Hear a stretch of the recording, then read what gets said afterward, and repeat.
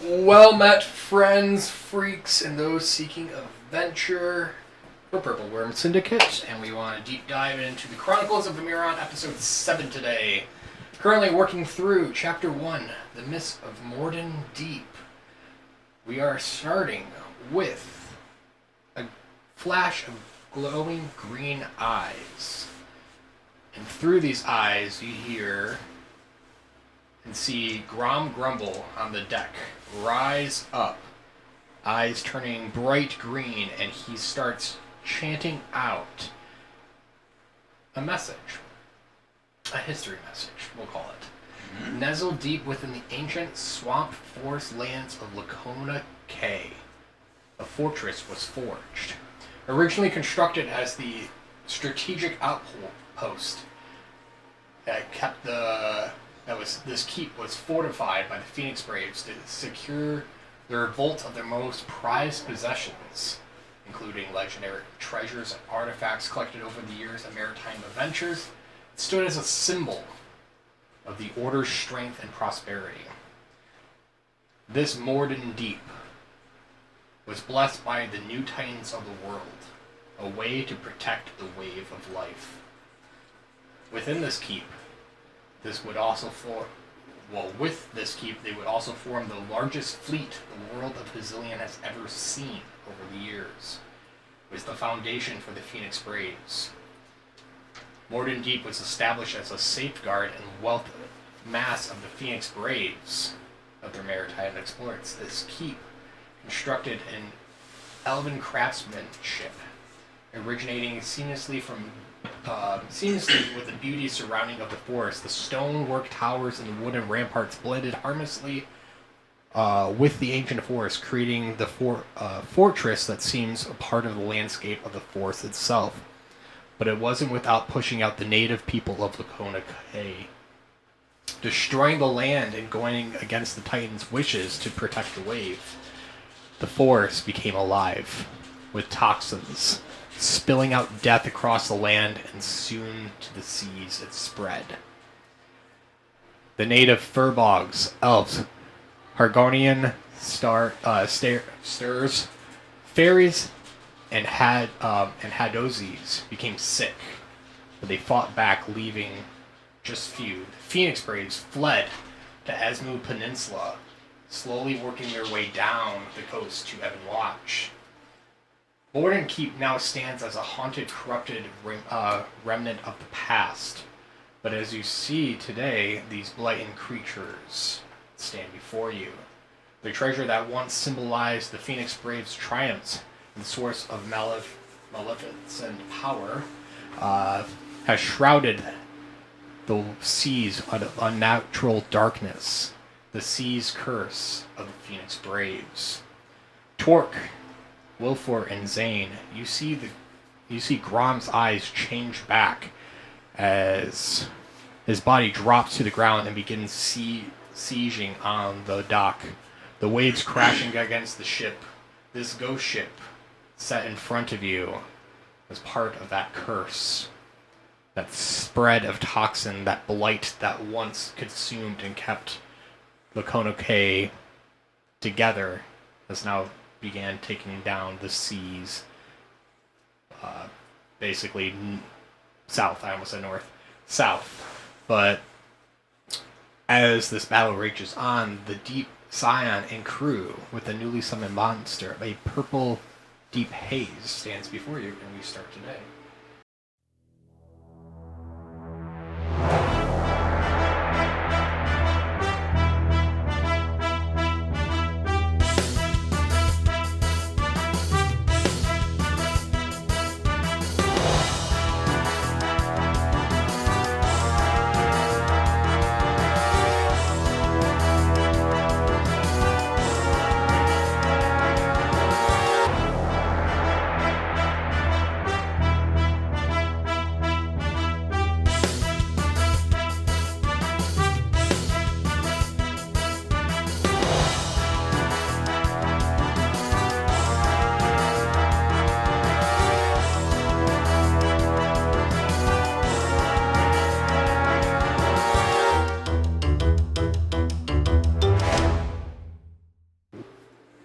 With that, changing the music. Was I able to hear that? Everybody could hear this, but specifically the three closest saw Grom speak this out, and his body basically, perspective-wise, I could have let you guys roll for it as a general. Just thought you guys are the closest to see his eyes glow for this second as this recap of happens. That just makes Pasiphae very interested in hearing about a curse and what might be causing the pestilence. That's what happens when you mess with nature. With that, though, we are at the top of initiative. And Wilfor, you are starting us as we pick up things today. So. Oh, yeah, I know. Is he down? No, I have... He's stable. Oh, he's alive. Yeah, I've not been down yet. Are you still poisoned? Pretty sure that is yes. I think so, yes. Yes. Not to be that guy. But that just gives me disadvantage on rolls and shit, right? Yeah. He's Okay. got 2 levels of exhaustion. So he's already got that. Yeah. 2 levels of exhaustion. That's Yeah, what I'm saying. He's up to. So you have double secret disadvantage. Yeah. Well, never had a bad time. If you multiply negative numbers, you get a much greater negative number. Yeah. Is that how that works? Fuck. I mean, I'm kind of just crawling on the ground like right now. A sight I am used to. I guess Don't forget, Tor did stabilize you a little bit. So. Did you? Because I never really went down. I was never down. I was right, Alex. Because I was never down. Yeah. No, he just touched you very appropriately. Yeah. So I guess I would ask if I would call out to Torque and Zane that are right next to me and be like, does anyone have a potion? No potion. You have something if you die, though. That's helpful. Tor takes out his seasick potion and he's like, does this help you? Jesus.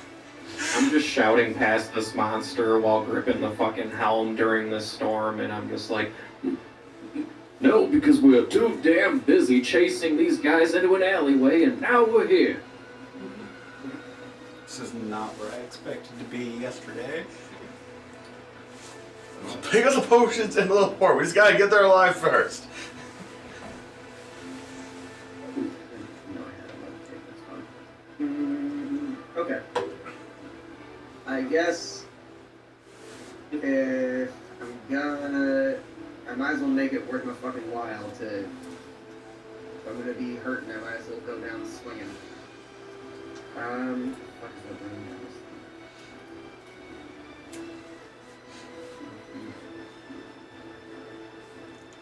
Because I can cast Thunderwave now. Because I have a Fist of 4 Thunders. So I can spend 2 key points, and I could do Thunderwave. Yes, all of the key points. All of them. Every last key point, fucking use it. I mean, I have 3, and I only need to spend 2 on this. And I'm just fucking with you, because, we're in desperation mode. Mm-hmm. So, I guess... I don't know what you're talking about. I'm fine. Wow, I haven't heard at all.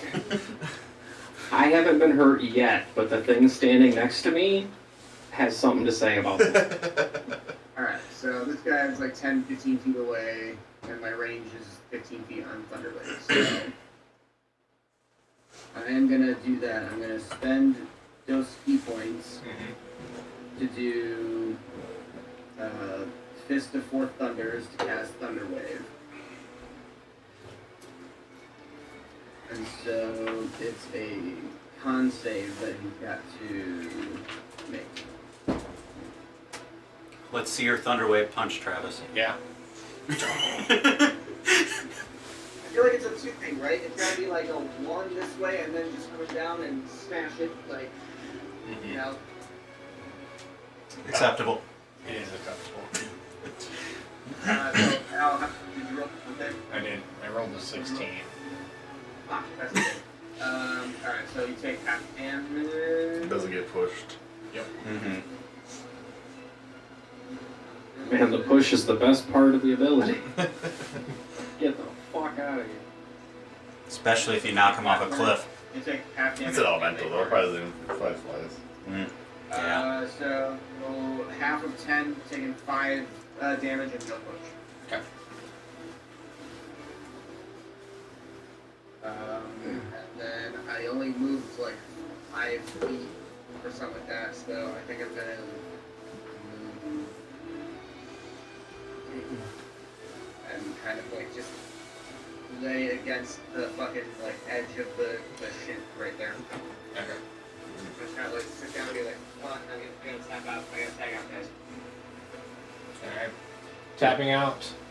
We have Flint, Hollow on deck.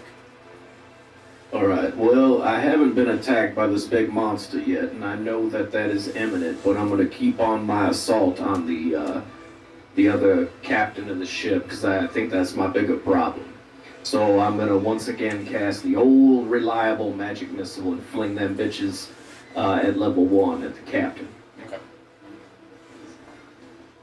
Yep. So, 3 darts.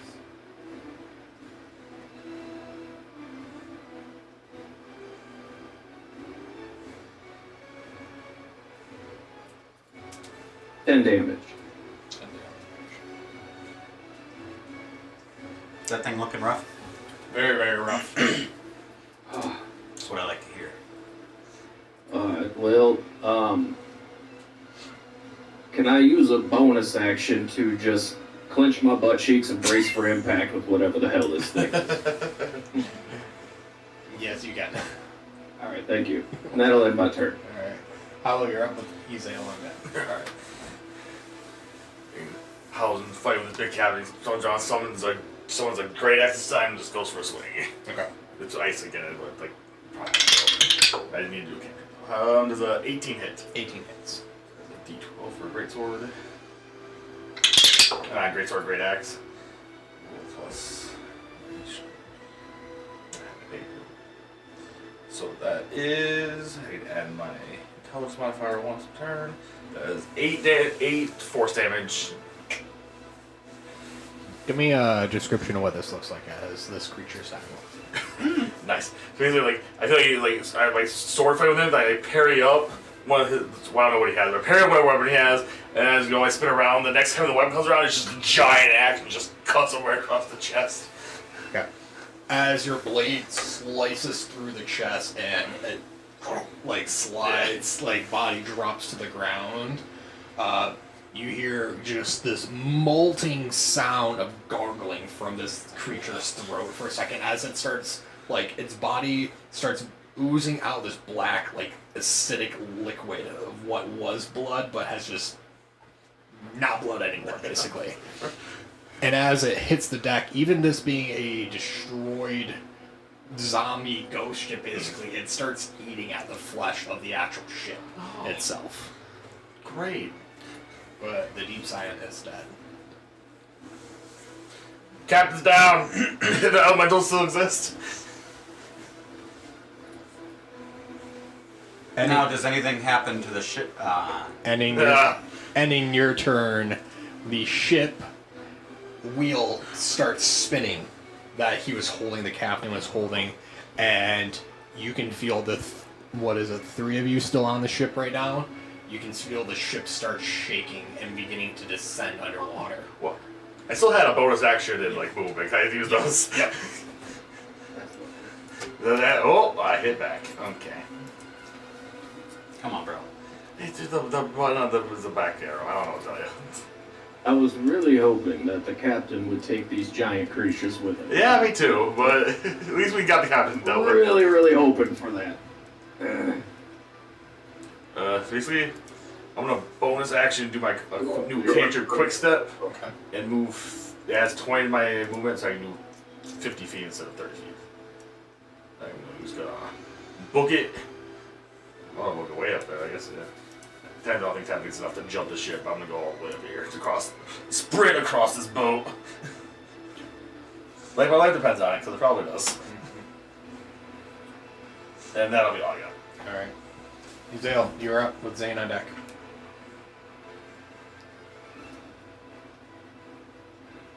So, is this thing like completely in my way from jumping over, or can I still attempt to do that?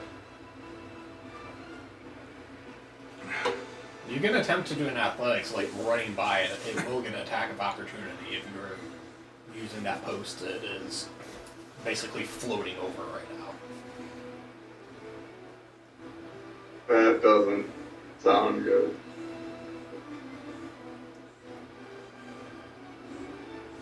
Better getting hit than fucking sinking because you can't I swim. mean, get off this boat. It's fair, I know it's gonna happen, but I'm gonna jump. Oh, Kind of cut out there. Yeah. alright, we're just gonna try it. Hey, if he uses his reaction against you, then Hollow can make it. Here, I guys. can't swim. I have a cool gravity hook. I just like whoosh. Yep, I'm gonna attempt to jump over, I guess. Let's go. Got this. Alright. Acrobatics or athletics as you're running by? Definitely athletics. Should you rage first in case he attacks you? Probably Also, should, I- because I rolled 3. Oh.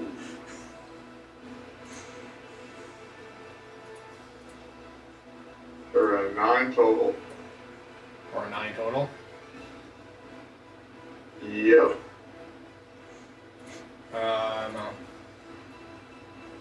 You are getting to the edge. What feels like running by and jumping, you feel your body being grasped by this creature. This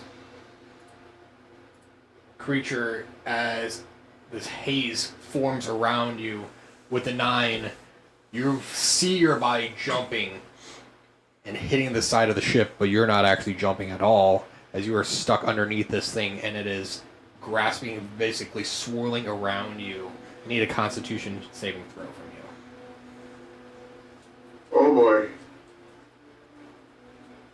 Be good to me. I mean, roll the 17 Yep. for 21. Yep, that's really good. Awesome. You are taking half damage, so you are taking 5 necrotic damage, as this thing is basically spectrally messing with your mind. So you're not jumping, but you're stuck and bound to this creature right now.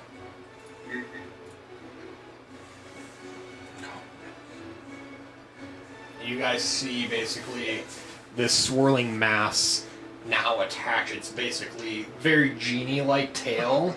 In a way, it is now swirling around Hezilleon and basically has him grasped within some form of like grapple in a way. Great. This man's definitely going swimming. Can't even break free. You're just gonna fall in the water at this point.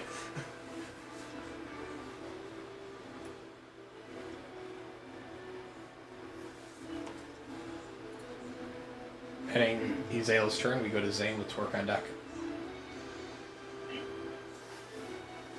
I don't like this. I'm going to quickly step over, take a quick look at Grug and Grumble, and just like quickly like passing by, like make sure he's okay. Not, He is unconscious right now. But his body but has is he breathing? his body has stopped sieging, and make a medicine check.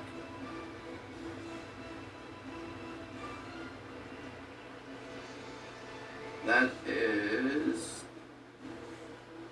15. 15. I will say your bonus action is checking to make sure, like downwise. He has a very faint, slow heartbeat as you feel his pulse. Okay, so he's still alive. It's what matters. 5, 10, 20, 25, 30. I'm gonna run over here towards Flint, and I'm gonna look at the elemental that is currently kind of staring at Flint, and I'm gonna say, "Hey, why don't you fight someone your own size?" And I'm gonna cast Minor Illusion next to it, and I'm throwing my voice, and I'm making a minor illusion of myself right next to it that looks just like me. And I'm trying to throw my voice into the image. People is performed, act like it's actually me saying right next to it. Didn't know you were a ventriloquist. Okay. Just throwing my voice. You know, bard things. Odd things. Man of many talents. Okay. Would you like a performance for that or something? Yep. Always take the performance check. Because no matter what, we're going to be entertained. 21. Okay, there we go. Shit. Nice. You're speaking in common? Yeah, I'm gonna say this out in common. I don't know that many languages. It should have been primordial. That's the elemental language usually. I know common and elvish. Yeah, that's fair. They probably don't know Elvish if I had to. The swirling mass is still pulling forward, but your image now in front, from the backside, you can't see the face of this creature, so I won't give you anything right now at the moment. But I will tell you, your image is there. So. Alright. That is action, bonus action, movement. Okay. That's my turn. Torque, you're up with passive hand deck. Alright, so where I'm standing on the boat, is there any, rope right there? You're close enough to the mast, I would say there's probably some rope, yeah. Alright. Torque's gonna grab some rope, make sure it's it can hold his weight. And after he gets that rope, he's gonna come over towards the edge, and he is going to jump off towards Hezilleon and this fog thing. Oh. No. Torque's gonna go on a little rescue mission. Oh boy. Okay. I was gonna use lightning lure, but you do you, Torque. Yes. Alright, so what we're attempting to do here, Torque is gonna jump and try to use his body to knock whatever's holding Hezilleon away, while also attempting to throw the rest of this rope at Hezilleon at the same time. It's a lot. I need an athletics check. Athletics. That's a 24. That's pretty good. What? So you're jumping at Hezilleon. Jumping at it, or I guess I would say more like the tail of the fog monster that's holding Hezilleon to try to get him free of that, while also giving him this rope in case he does go into the water. With the 24, I will tell you, athletic-wise, you are able to jump and land right next to Hezilleon with the rope in hand. Tell me what you're doing at this point. Alright. So I need to break Hezilleon free, so let's try to chop this tail off with a great axe attack. Okay. That is going to be a 22 to hit. 22 hits. Let's fucking go, Torque. That's going to be 5 damage. Not bad, not bad. All that build up to the drop is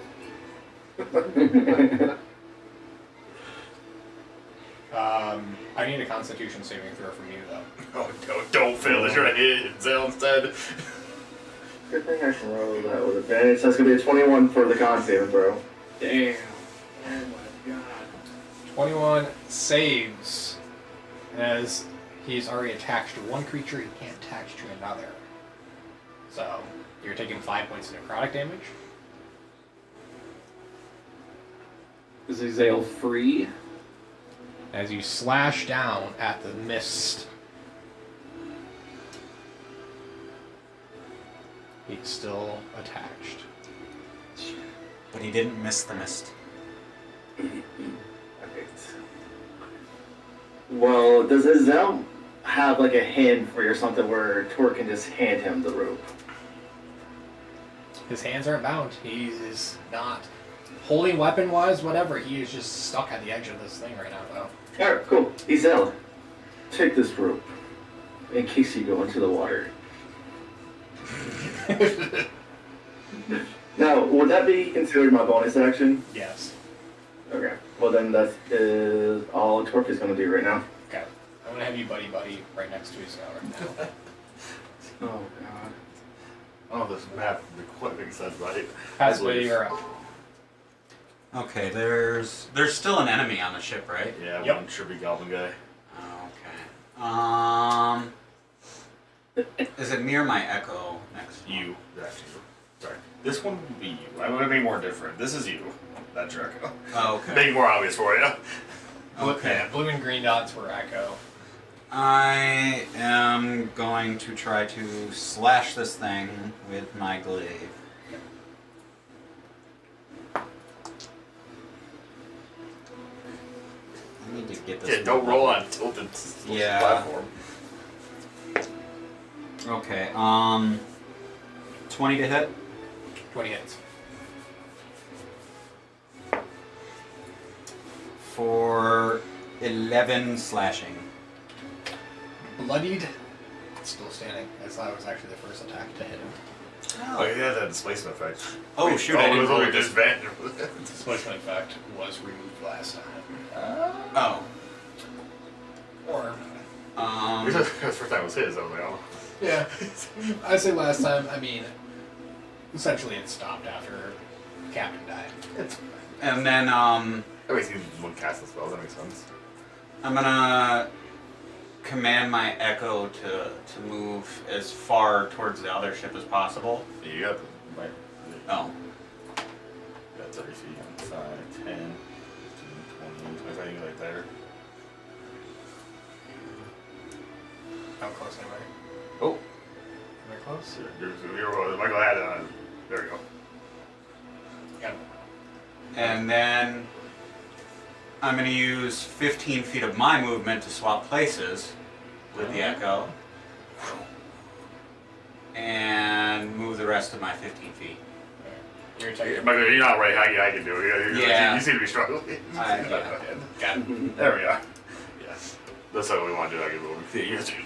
You're not left-handed at all. Mm-hmm.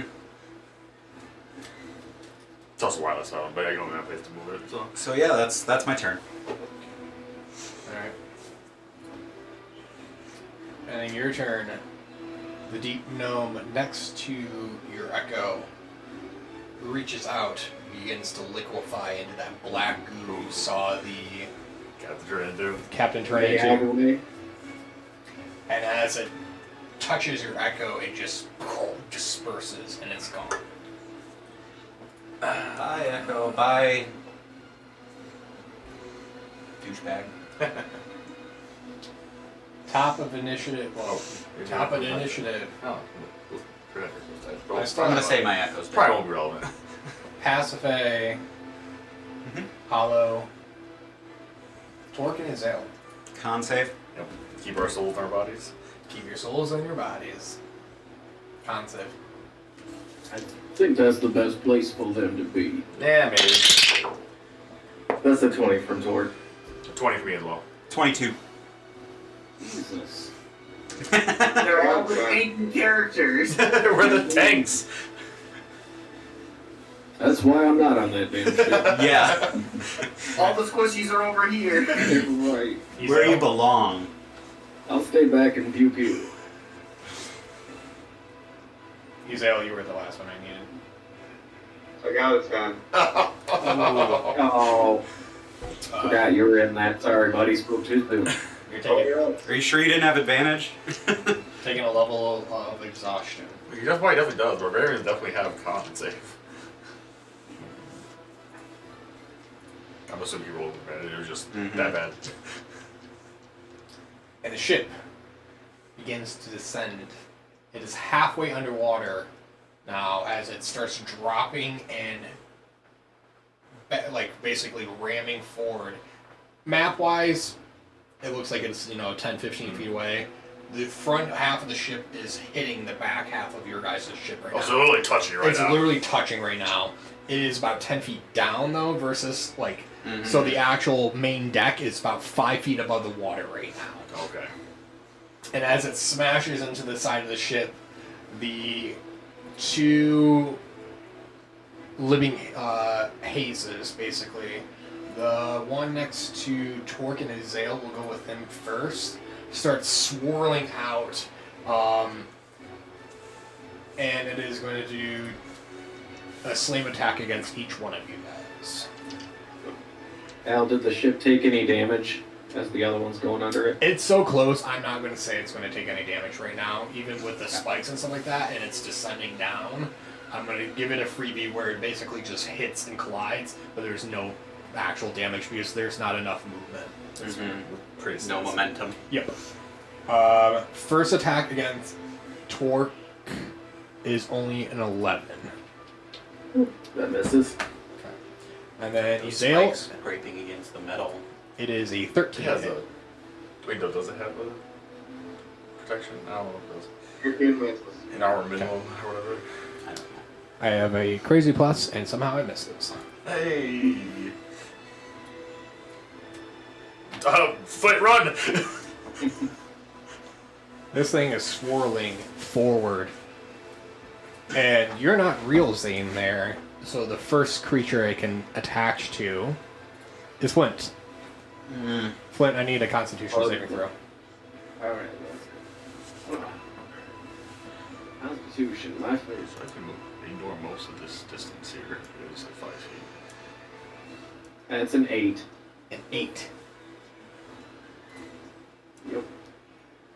Flint, you are taking... Now about your damn look. Flint, Well played. you are taking 7 points of necrotic damage. And you are considered a host. Oh, fuck me. Yikes. So, on your character sheet right now, I need you to just write host and we'll go into that later.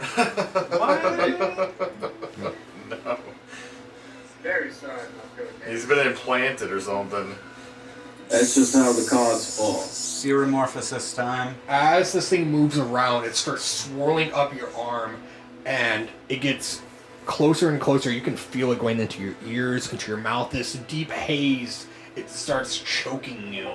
And your mind becomes just foggy for a second. And this thing is attached to you now. Ending their turns. Wilford, you're up.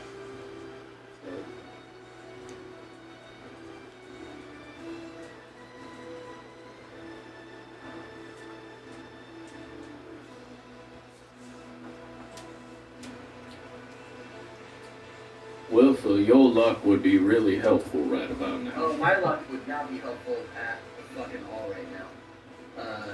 As he is getting very dead. I guess. Really make it over there.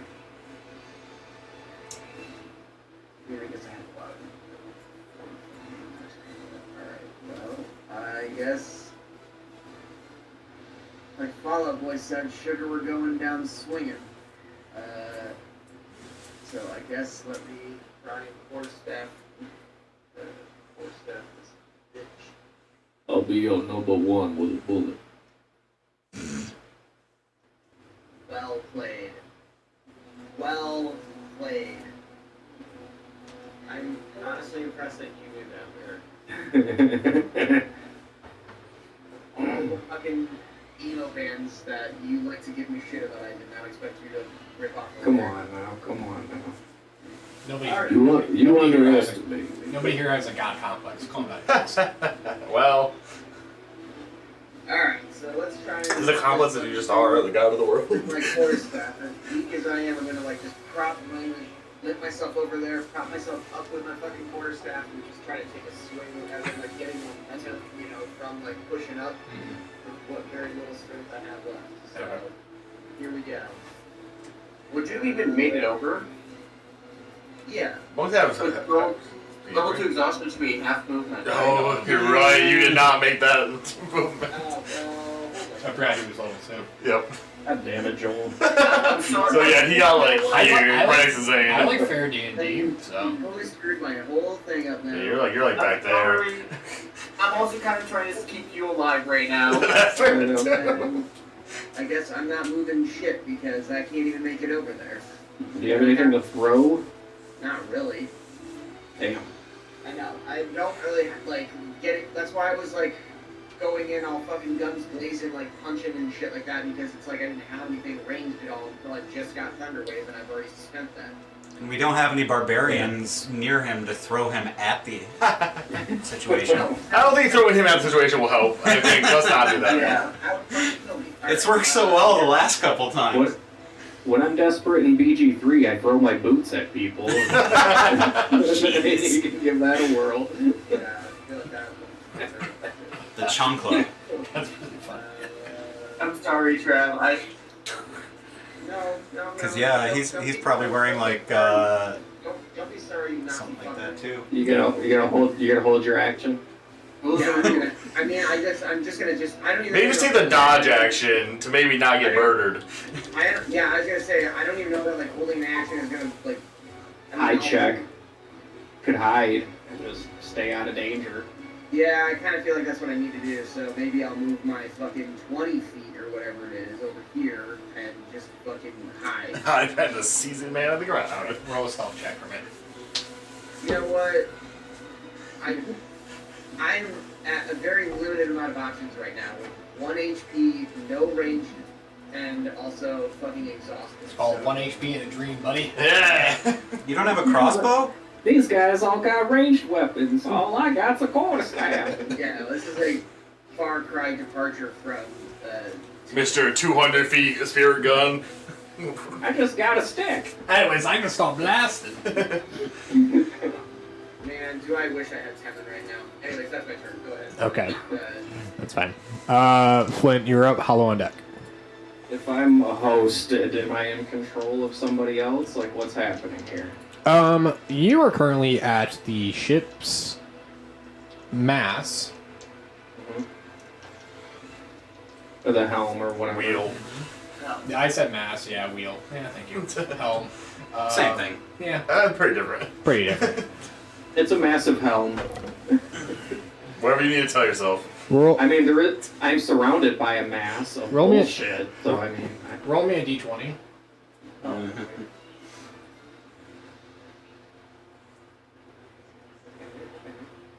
15.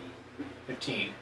You're hard cranking the ship to the right, forcing the wheel right and pulling it away from the ghost ship.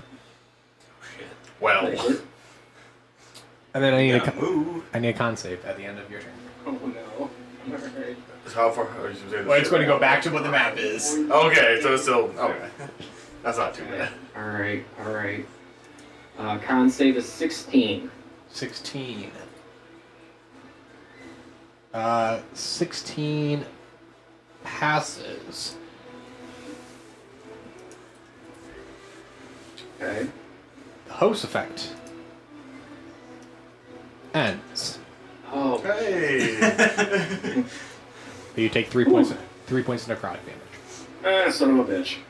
I really wanted Venom on our team though. Yeah. I mean, I'm a huge symbiote, Mark, but this is not the time. As the ship pulls, as it's smashed, and now is turning away. Technically, it will go closer to like where Zane and Flint are like, if that makes sense. Yeah. So like it's at the tail end of the ship. The actual front of the ghost ship is. Hollow, you are up.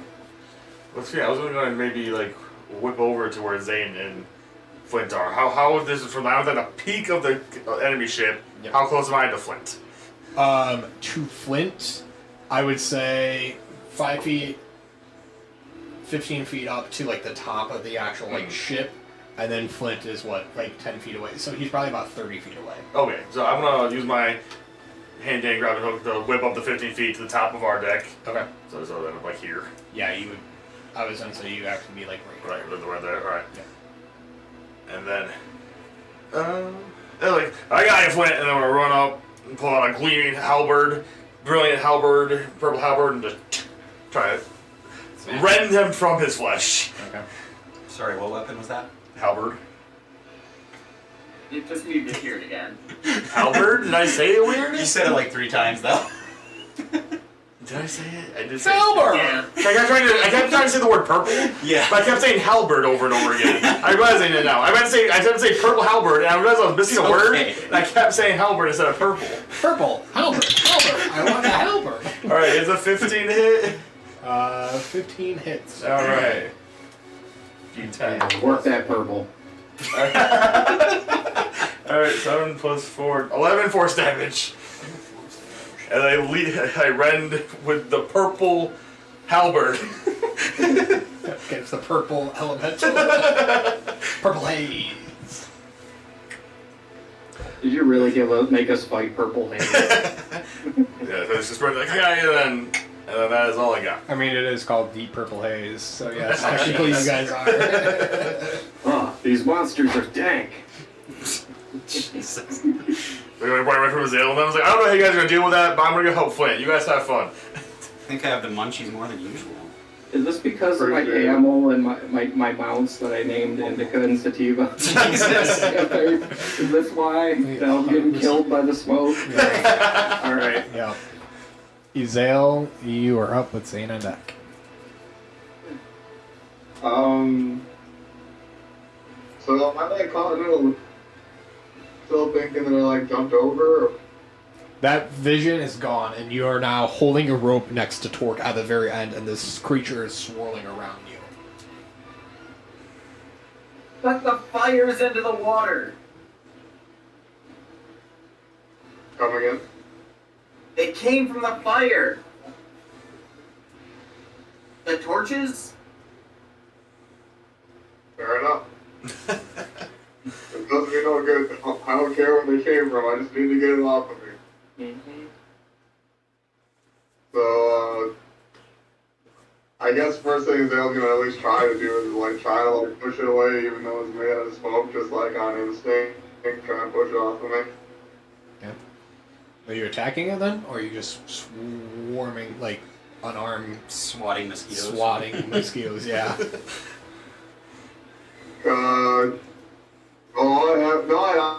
I do have my kunai, so yeah, I'll swing that at it, I guess. Okay. Yeah. Roll an attack. Recklessly. Swing recklessly.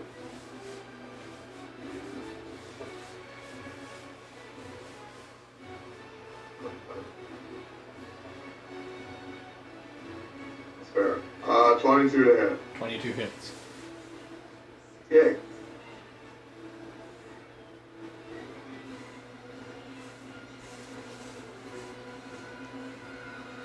For 6 damage.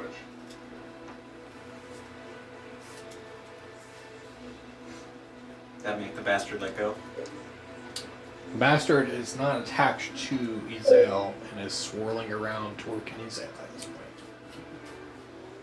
Awesome. I'm gonna do the dumb thing and try and run a jump anyway. Run and jump with a. You're not attached anymore, so you can make an acrobatics or athletics. Don't forget the rope. Go with the athletics. 13.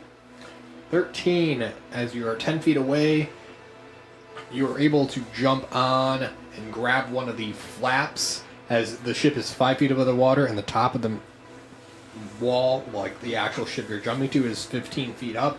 As you jump forward, basically where the cannon hole cutouts are, there's a flap and you're able to grab onto the side of the ship, and you're hanging on the side of the ship about, I'd say about 10, not quite 10 feet down, but let's say 5 feet down from the top of like the actual deck. But you're currently hanging on the side of your ship, You got any movement left? which you're technically right here based off of how the ship has turned. So. Alright. Do I have any movement left, or is that everything I have? That is only half your movement so far. And is there enough room for me to like climb inside this cannon window? Oh, jeez. What is your size? You're a medium creature, right? Yeah. I would say no. You have to be small or... Yeah. Smaller, tiny. Tiny, yep, exactly. That's fair. Just climb onto the deck like a normal person. You got a rope. You do have a room. Yeah. Is like the rope attached to Torque, is it attached to the ship? It's attached to the ship. Okay, I'm just gonna like use the rope to help pull myself off then. Alright. Pulling yourself up. Yeah, you're able to get on topside deck.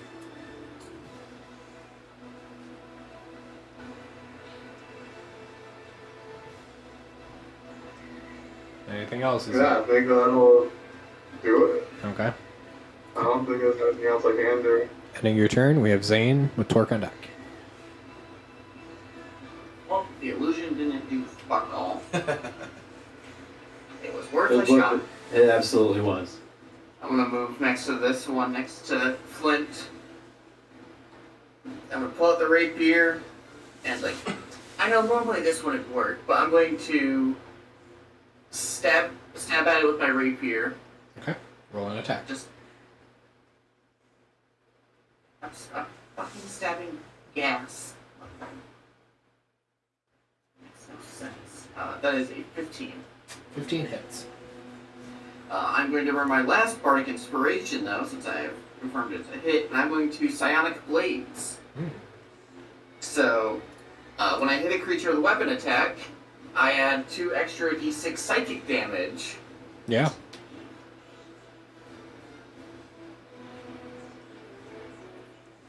So we've got 9 piercing and 8 psychic. Nice. Yeah.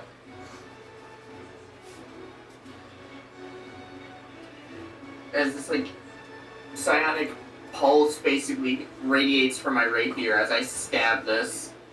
Yeah, as you stab out, and it is the swirling ball of smoke, but as you hit, there's some weight and matter to this, like, elemental in front of you. It's not just pure, like, thin air. Your blade feels like it actually, like, hits something very light, like, but it still hits, and as it does so, that, what does your psionic, like, pulse out? Like, what does it look like? It's literally like a ripple from my rapier. Like, it kind of like a tuning fork vibrates on my rapier. Yeah. But psychic And damage. it makes a, like, screeching sound off the rapier. Sweet. Yeah, and as it hits the purple haze, the mass around kind of shifts back and forth, but it does the amount of damage you're expecting. Alright. Ending your turn, Yep. we go to Torque with passive on deck. Alright, well, Torque is actually going to use his breath weapon on the frog in front of him. Someone need a dex save from it.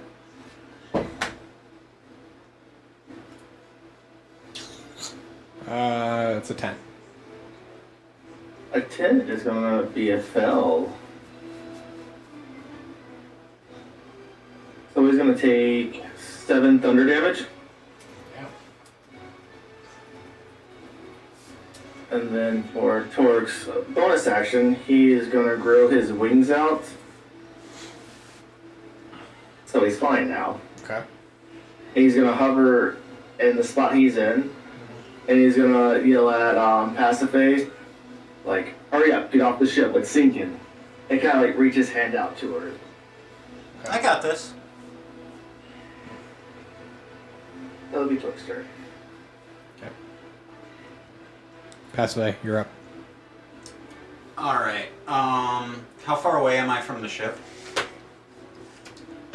Depending on, I mean, so this front of the ship right here Uh-huh. is at the back tail end of the actual, your ship. So if you go to like the tippy, even though I just put a sail there, Mm. essentially we'll say you're 25 feet away with that, with the jump in there. So I'm gonna... And that's not counting the up. So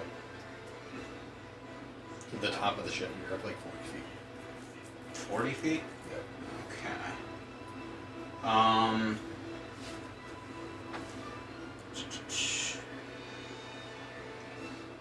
I am going to move to the tip, which is how much? 5, 10, 15, 20. I'm going to move 15 feet closer. Okay, right there. Or you got it back to there. Yeah. And then I'm going to use my bonus action to create an echo that's partway up the ship and swap places with it with the rest of my movement. That's just like dangling in the water over here somewhere. Right? Yeah. Yep. Or dangling over the water. Yep. Yeah. Make a strength check as you're basically swapping places and trying to hold on to the side of the ship now. Yeah. That is 22. 22 is good. As your echo appears on the side of the ship and also you swap with it, you are grabbing on the side of the actual top of the deck, where you're hanging there basically. And you are able to hold yourself. Anything else past there?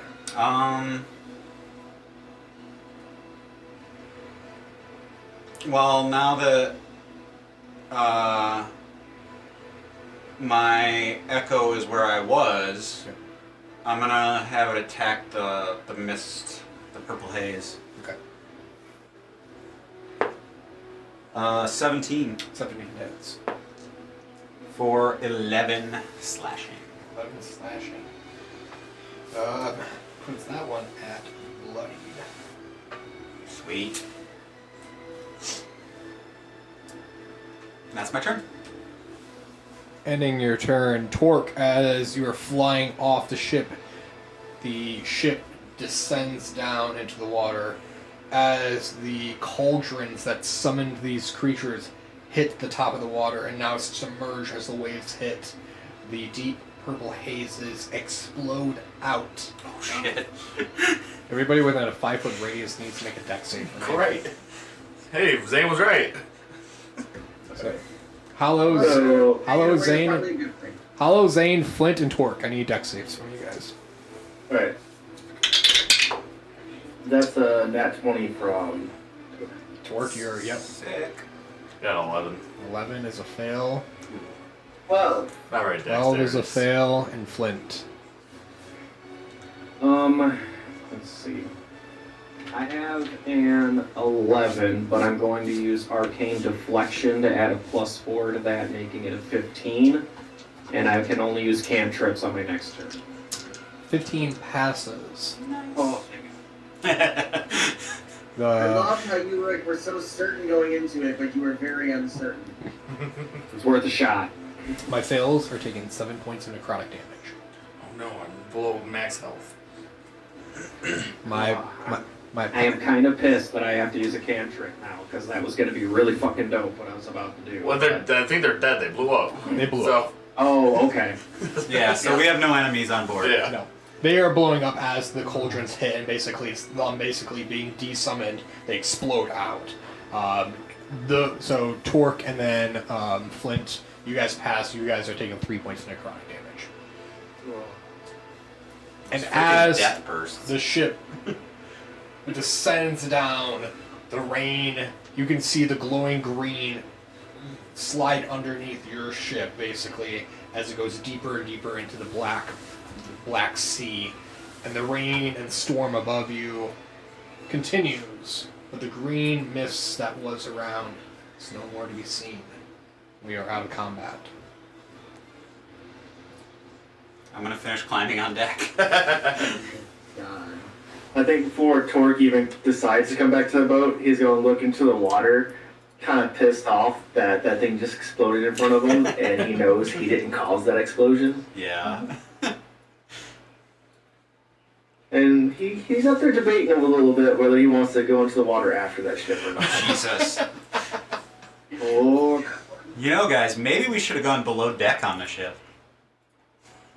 are we within range of your telepathy? Is it 30 feet? What is it? Yeah, 30 feet. Okay. All But right. Torque will eventually come back to the ship after thinking about this for a second. Wolver, you are next to Grom. And as you're like hiding and stuff like that, his body starts foaming in the mouth. A black foam starts spilling out the side of his face. That's normal.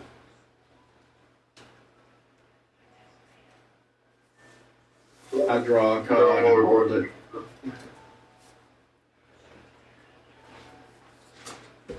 I'm just ready.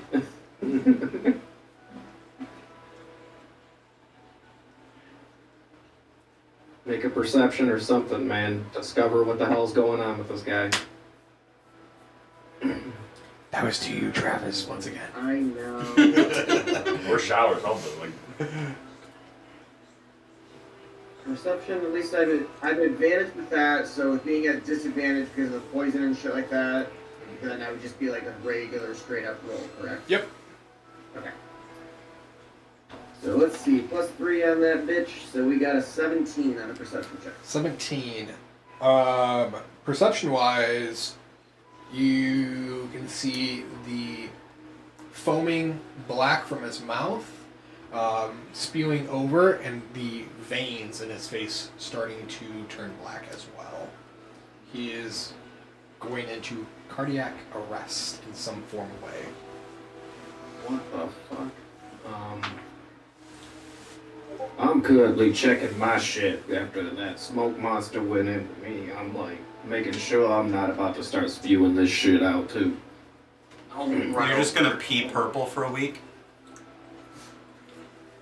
I'll That run was over. not so bad. I knew he wasn't in the best condition in the first place, so I was going to start running over once we were in a good spot. same, because I know him and I saw him go down. I'm like, alright, what the hell's wrong with Rob? I mean, we're not really in a good spot, but it's better than what we were in. Mm-hmm. I'll work on that. You're not in a good spot. That's different. But I'm going to quickly see, I want to do a thorough checkup, see what's actually going on. So, medicine, right? Yep. Yeah, probably a better person with medicine. I have proficiency in medicine. I don't know about that. What? I mean, you might be better actually, but Well, you did it already. Let's see what happens. it's going to be a 30-20. Dirty 20. As you start beginning checking over Grom, and you can see down his face where his veins have been black and stuff like that. Rip open his chest, and his chest, everything, all his veins, where normally they're blue, they're all black, down to his heart, and his heart, through his skin, you can see it beginning to pump just very heavily through the chest cavity. There is some form of toxin that has been put inside it. Jesus. And I will have Wilford and Zane, since you guys are the two closest to him, make a perception check for me. Ready? This perception check is just straight up again. That is an 18 for me.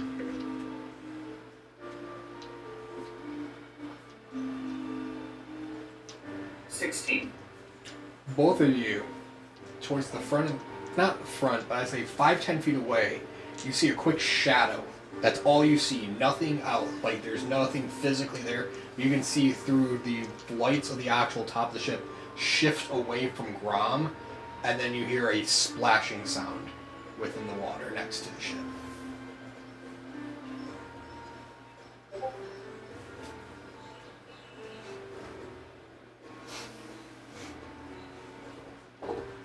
Somebody's got Grom and went over the fucking edge. Grom's still there, but the shadow... Yeah, I mean, I'm meaning not physically, something's affecting him and is fucking running. Oh, where's that water breathing potion? I mean, here. Get it. Fuck that shit. And dive in.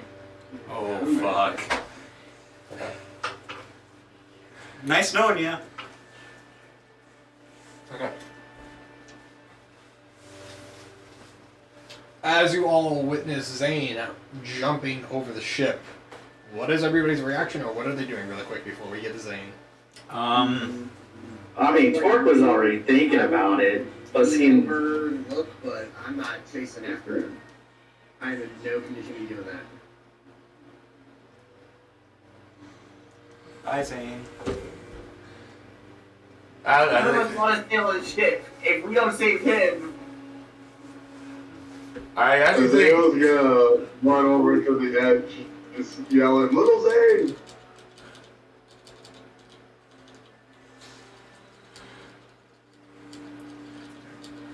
Thane,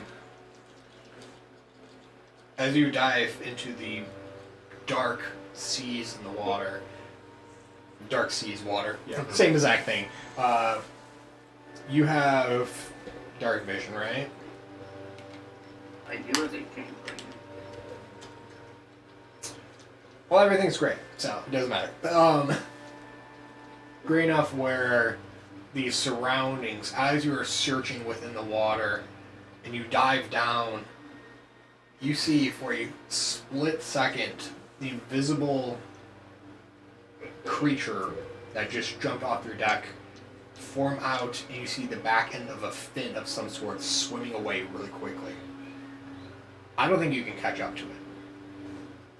But as you're now looking around your spacing, you see the ship that you just left, barely the clips of the green light fading out from any sort of view. And you are now, I'd say, 15 feet underwater as the waves crashing above you, and you're sinking fast. You're going to have to start swimming up and getting air as this water is rough. I took a water-based potion. So. Yeah, but I know. But the water's rough and the ship is going away fast. But yes, you can breathe, but it is... Are you going after him? I'm not gonna catch something with fins. Even being able to breathe and not worry about that, I'm not gonna be able to catch something with fins. I'll go back up. The ship has moved, I'd say, a good 50 feet away from you. As the waves crash over your face and you are swimming, do you actually have a swimming speed? Oh, I know. I need a dexterity saving throw from you. Yep. Huh. 15, not bad. I like how yours is just a loud thud. It's a big ass metal size, so. The ship's 50 feet away from you. The first waves crashing as you come out from underwater. You stay afloat. You're swimming for your life right now, but the ship is pulling away fast. Can we see him? Yeah, I was saying I would look. Then he jumped off the boat. Like I was keeping scout for him. Yep. Do we see him come up? Everybody that's looking out for him, roll me a perception check. Man, I'm just perception checks. That one is not so good. That one's a 7. 11. 18. 18. Oh, you're the first one to see it. Alright. We're kind of 16. Like, Flint, we need to start turning around. If we get within 30 feet, I can rope him up, but we need to get close to him. And I point, it's that way. Not the link to seawater and his eye, because I rolled that one. Hey, flying guy. Water splashed right in it, yeah. But yeah, I'm listening to Hollow and just kind of steering the ship in the right direction that he advised. Doing my captainship. Thor's gonna fly towards Zane. Zane, roll me another dex save. Oh, that's even better with a nat 20 for 23. You are slowly becoming better at swimming. What is your movement speed? 30. 30? As you are struggling to stay afloat with the nat 20, I will say you have learned the acquiring skill of swimming. you get half speed of swimming at this point in time, so you can add 15 feet of swimming under your form of movement. That's pretty sick. And He was just working them little legs. Jork, you are able to spot him as he is a very small being, but you can see the top of his head as he is waving out at you. So Well, we're gonna attempt a little pickup. okay. Picking it up, I need some strength. Just regular strength. Yep. That's gonna be a When I net come 20 back. or 23 altogether. One of those? Yeah. What was that? Sorry.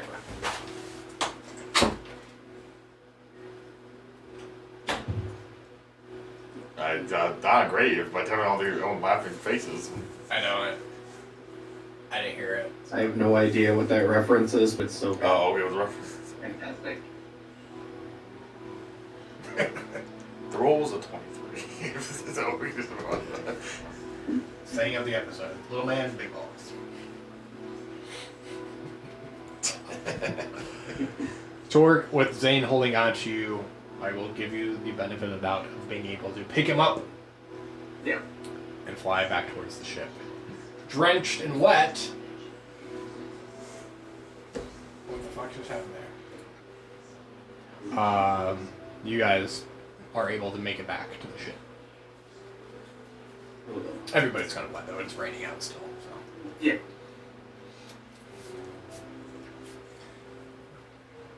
We need like short rest or long rest now so I can stop dying. Well, we have to worry about the other guy actually dying first, and then maybe. Yeah. Hollow, maybe you're a bit better. Can you take a look at him? I mean, you saw that he's like poisoned, right? We just need like an anti-venom, which I do not. Do anyone have that anti-poison or anything? The spell? I doubt it. Like, When you it's say fine. that, Torque is gonna take out his battle axe and be like, I have something that might work. No, his heart's poisoned. You cannot cut out his heart and he'll live. You never said nothing about him living before. It's maybe the manliest drink name I've seen. Peachy Yum Yum. Peachy Yum Yum. Today's episode is sponsored by Peachy Yum Yum. American Sour Ale with a peach and pomegranate flavoring. Get yours today. I want Shorts Brewing. I don't want to do nothing for Grau because like I knew him. And like, I'll do what Jay recommends. Get a second look at it. So just a message check. See if I can save for anything more. And efficiency. Yeah, 18. 18.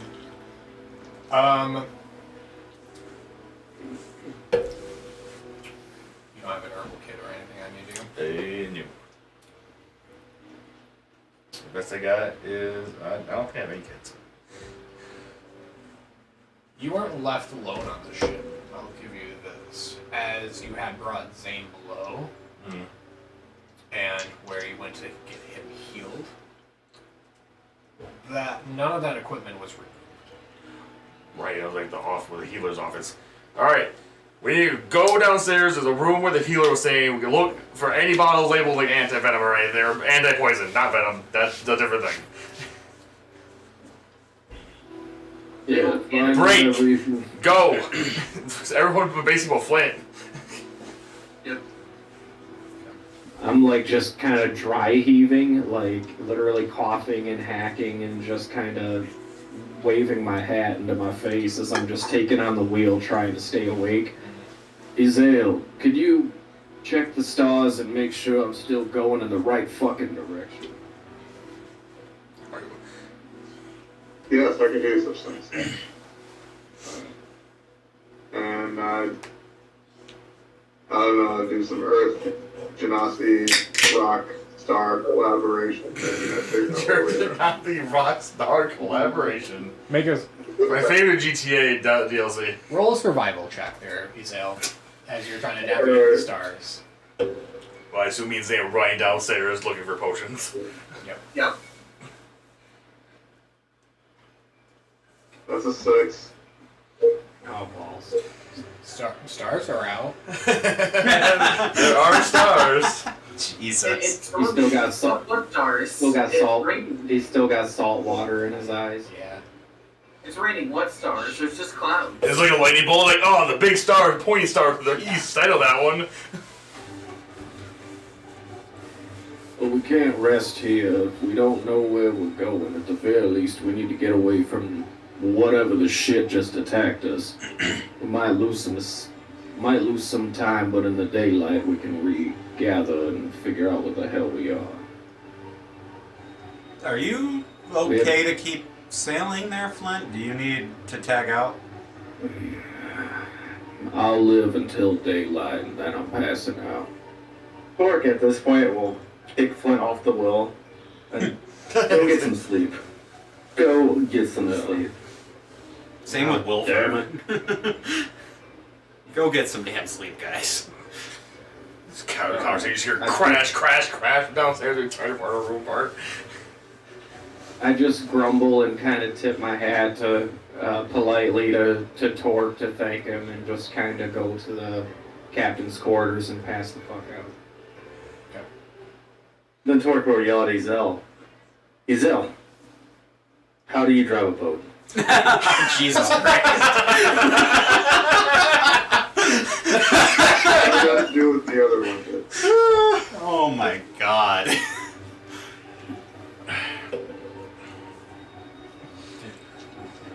Torque gets DM inspiration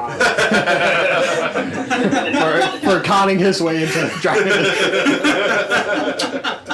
Torque is greatly attempting. Sure rolled an insight. Yeah, you should have. I'm still there. Is there any chance while I was keeping watch that maybe I noticed enough details to help him? Like, assist? If you want to try. I would. Lady's first time on a boat. What do I roll for that? You're rolling a survival at disadvantage. Okay. Really lowering the stakes here. I have advantage on survival, so would I just do a straight then? Yeah, maybe just doing it right. Okay. Nat 20.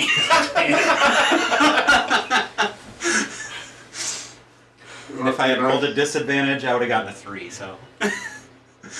You know the sea air. I've said that a lot this game. Oh man. I'm so stressed.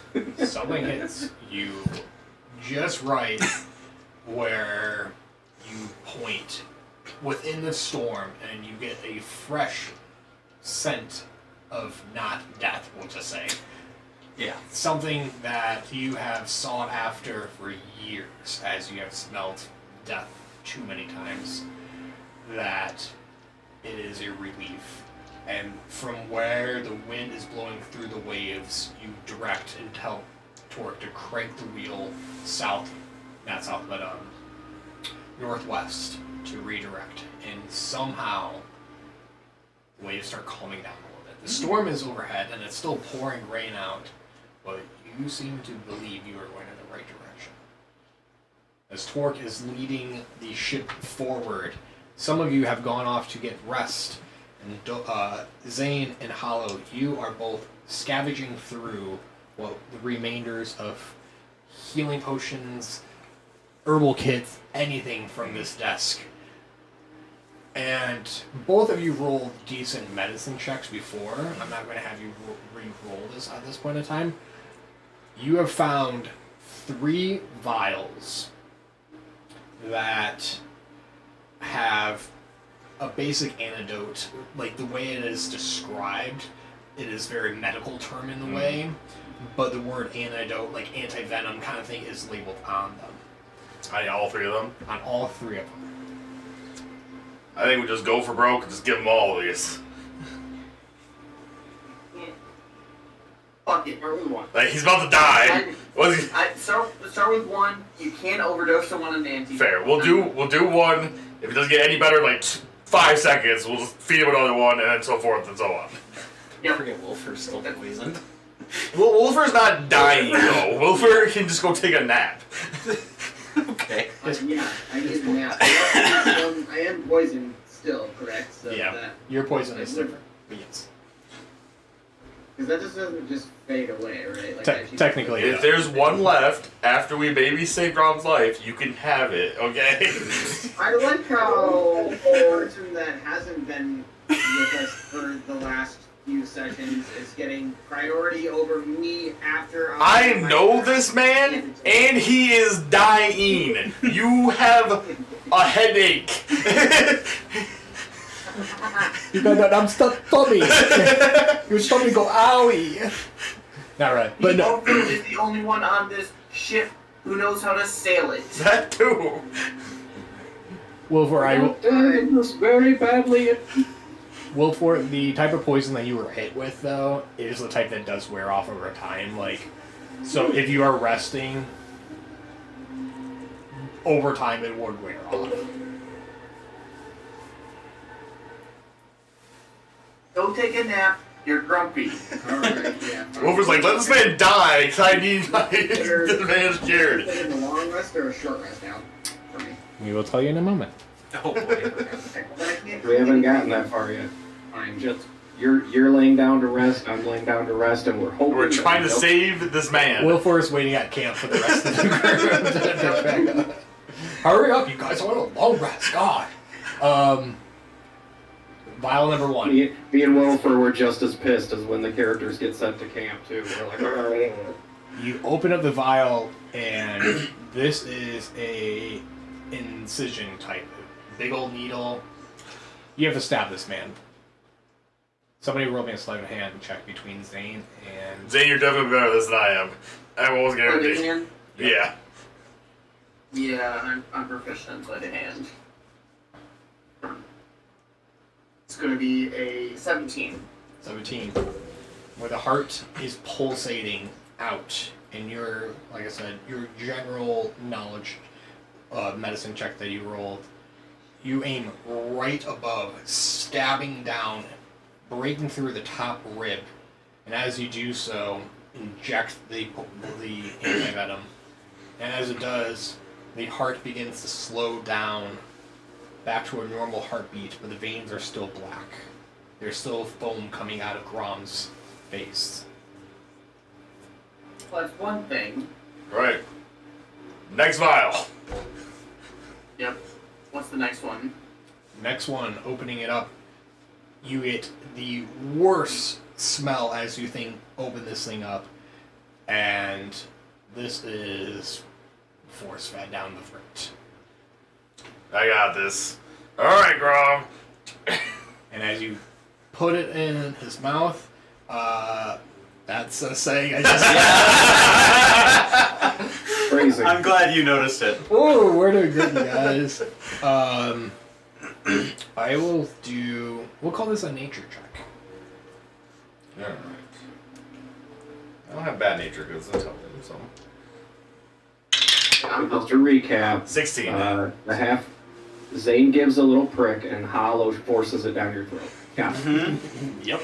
Okay, we got 16. We're trying to save this man's life, guys. 16. We always have time for double entendres. The. I'm with Pacify. I'm not even there. I know. The poison. Fucking shit in my sleep. The vial, as you jump it down, his tongue is getting away, and you basically just force it back. And doing so, the vial empties out, the foaming slows down, and the veins go back to slowly retracting back. I think we gotta stay and watch it right now. Don't want to give him the third one yet. Really quick, but it might be okay. In doing so, he seems to calm down of whatever toxin that is in. Okay. I think we're good. We're good. Now sneak up on Wilfer and stab him with the last one. As all of you begin a form of rest besides my two people keeping the ship afloat, Pasiphae and Torque, you will get a long rest. Great Christ. Oh, Yeah, definitely Knuckles and Zane as we walk like, good job, man. Guys, yeah. Back to regular exhaustion for Wilfer. Yeah, no shit. The guy I do laughing that was recover that level exhausted of too. exhaustion, right? Yep. Through a long rest you do. So this requires food and drink, but I'm sure we'll cover that. We're not that crunchy. All right.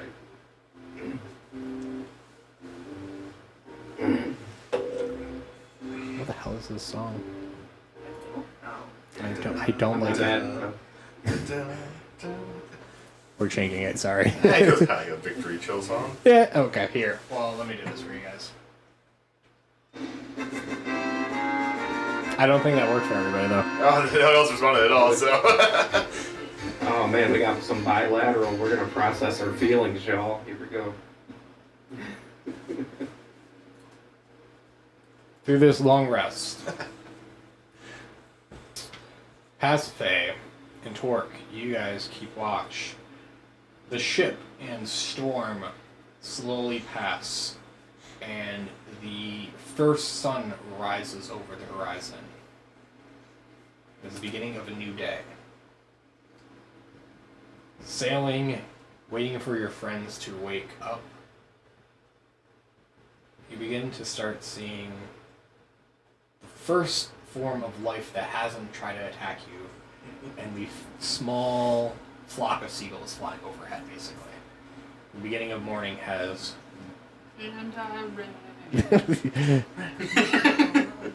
has started for you all. I was waiting for someone to call out flock of seagulls. I was trying to do my hair earlier. Oh, jeez. But no, the night has passed, and you guys have kept the boat afloat. We survived. We did. Time for breakfast.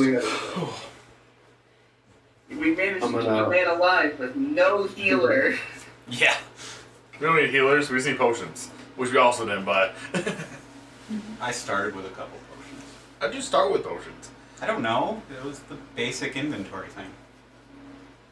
I'll say, as you guys were going through the leftover medicine kit earlier, nobody. I was like, Torque did a quick run by of everything, but he didn't fully investigate things.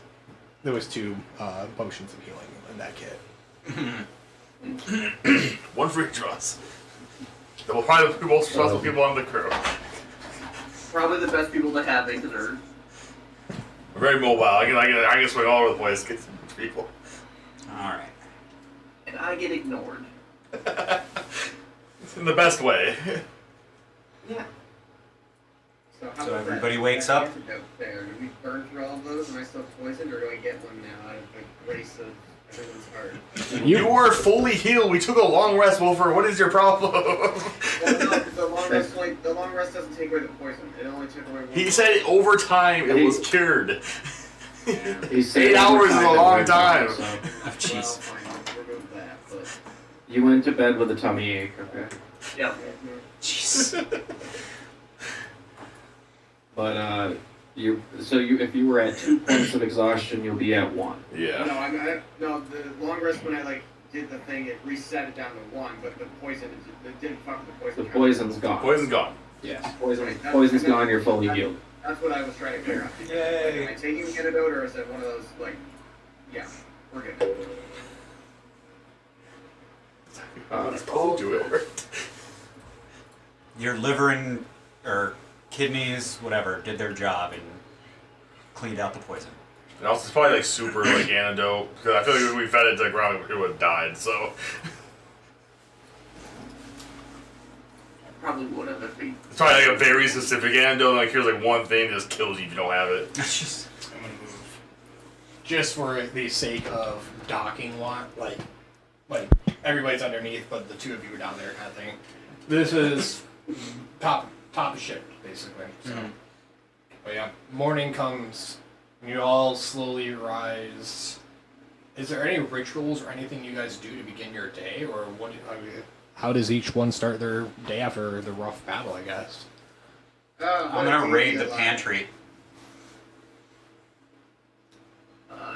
I mean, I'm going to grab my loot and tune it. Please still be in tune. Please still be in tune. Oh no, I broke a string. Hezilleon's gonna use the cannonballs as weights and get in a morning workout. I think it was kind of lines too, how to do katas or do sword stances a workout. He was he's on the front of the deck, just in his pants, just doing katas with little different weapons and stuff, and now to work out and practice. But he looks more like Michael Cera with the fake lightsaber in Arrested Development. No, he's good at using weapons, so he does not look like that. I still want to imagine it that way. Head cannon, that is forever how Hello. What a call out.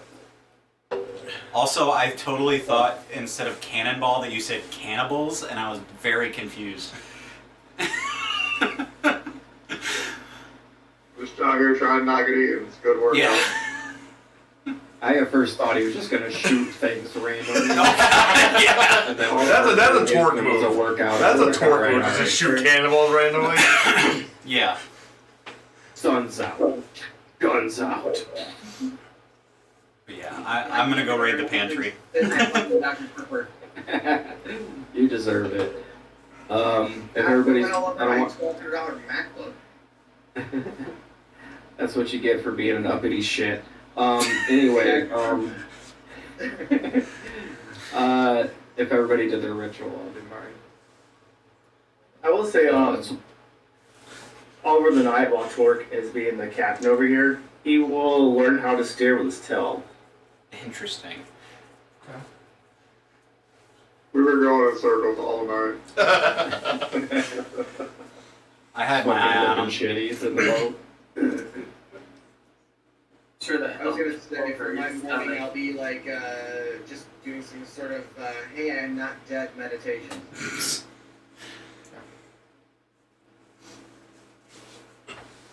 What were you doing, Flynn? I'm gonna take an extra hour and 10 minutes in my quarters, and I'm gonna take the 10 minutes to search around the room because the former captain had to have had something. I found some things in here before, but it's always been dark and I've always been tired, so I just kind of want to see if he had any potions or anything helpful in the quarters. Well, she actually. I think the previous captain was the she, right? Yeah. You Alright, so I'm gonna search the room thoroughly. looking over the room more thorough. The previous walkthrough, you guys ran into some unfinished maps that you guys asked Grom if he knew how to read, and it was discovered this man has never seen a map in his life. Yeah. Best sailor. But you will find a small lockbox. The key, but the lock itself has been removed. Opening it up, there is a small crumpled up, old-fashioned black and white photo of Ara Stormrider holding the hand of a small child, no more than 5 or 6 years old, wearing what seems to be her captain's hat, placed on top of her daughter's head. The back of it, there's a note. Alright. And it says, Lare, my darling, I sail once again, hoping to find the key to remove this blight. I love you with all my heart, my love.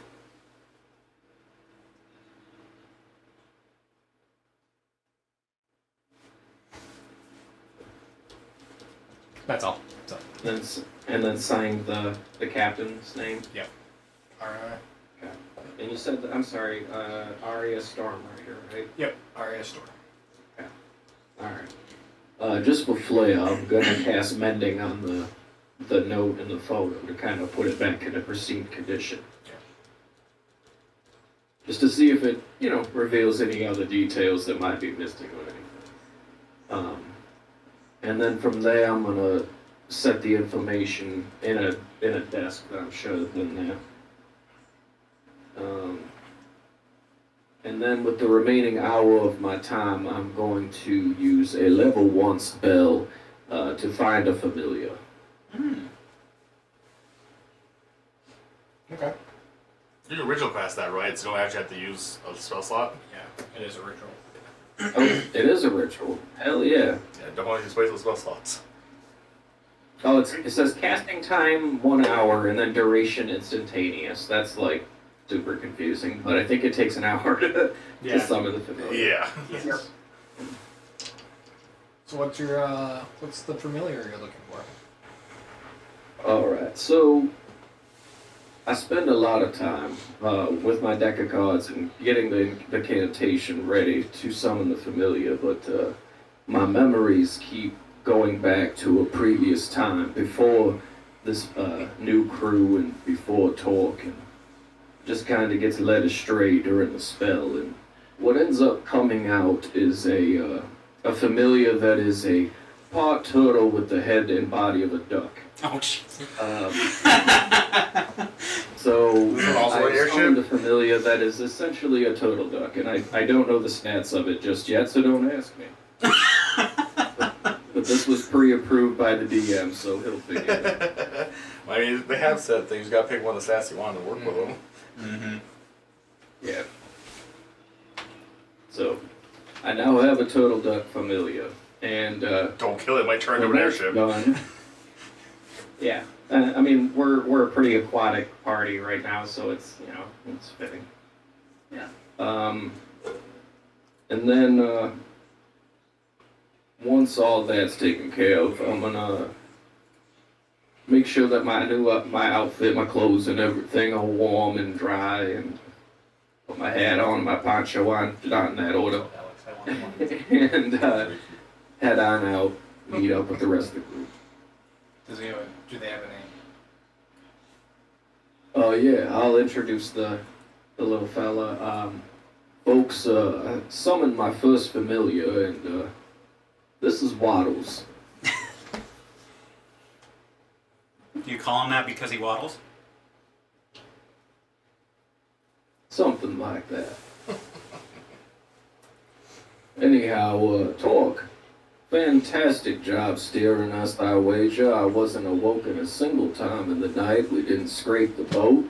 Mhm. Hopefully we went in the right direction, but quite honestly, I'm just glad that we're above sea level. I made While sure you it was the say right hopefully direction. we went in the right direction, Torque will kind of be like, while still steering the littlest tail. Fantastic.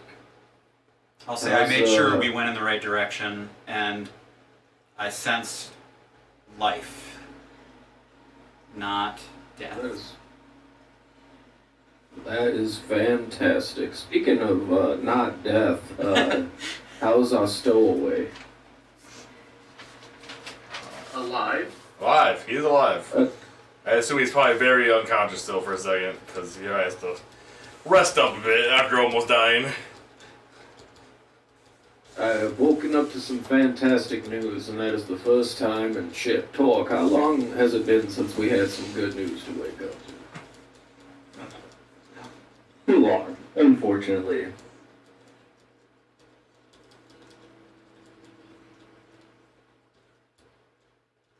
I think you caught a fish on the boat ride over to Ebonwatch, and that was nice. That was about a week ago. Did he catch it in his mouth? Find the fish on these sailing routes. I mean, so many boats come through, they try to avoid it usually. Maybe It it's... was a really good fucking day, goddammit. Like, that's what I'm trying Sure to it wasn't say. a zombie ghost fish. Stop trying to ruin this thing. I'm just surprised they found it.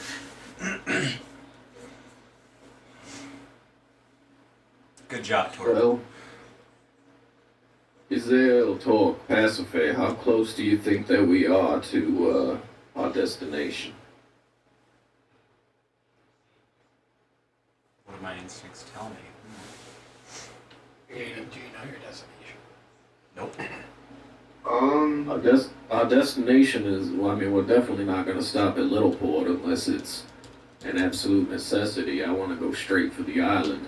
I was just thinking maybe at least, buy some potions so we don't die. That's not a bad idea. Because we don't, I mean, there's got to be, there has to be several other gangs going for the same fucking jackpot, so. We know for sure the sea we're wardens gonna are. wanna- Does my sense of survival give me a clue on how far we made it towards the destination that I sensed?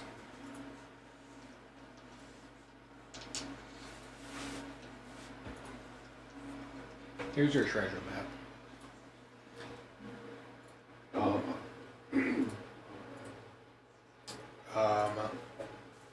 Well, we really are one piece aren't we? 100%. Turtle Duck is the icon of your ship. Yeah. Perfect. You guys started here. Little Point, you knew, was a little northeast for you. Didn't I send us northwest? Get out of the storm, yeah. As far as you know, this is where you took over.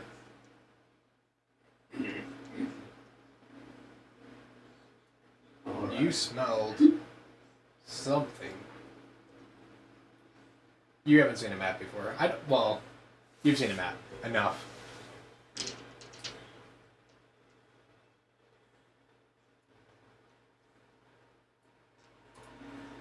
There's a good hunch of where you're at, as you have not seen land at all. Can't say this is 100% accurate, but based off of what Pasiphae and Torque have been sailing, and now there's been no land at all, you believe you're somewhere within this facility. Oh. My. Which way are we headed? Which way are you guys headed? No, we're almost like a good chunk of the way to the island already.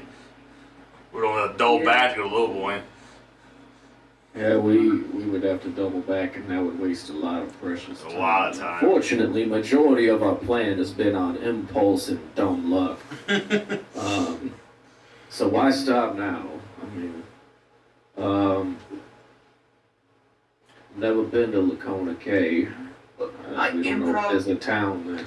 I improv my way into this mess. I'll improv my way out. There's not a town there. There's a death fortress. If I heard Grom possessed correctly.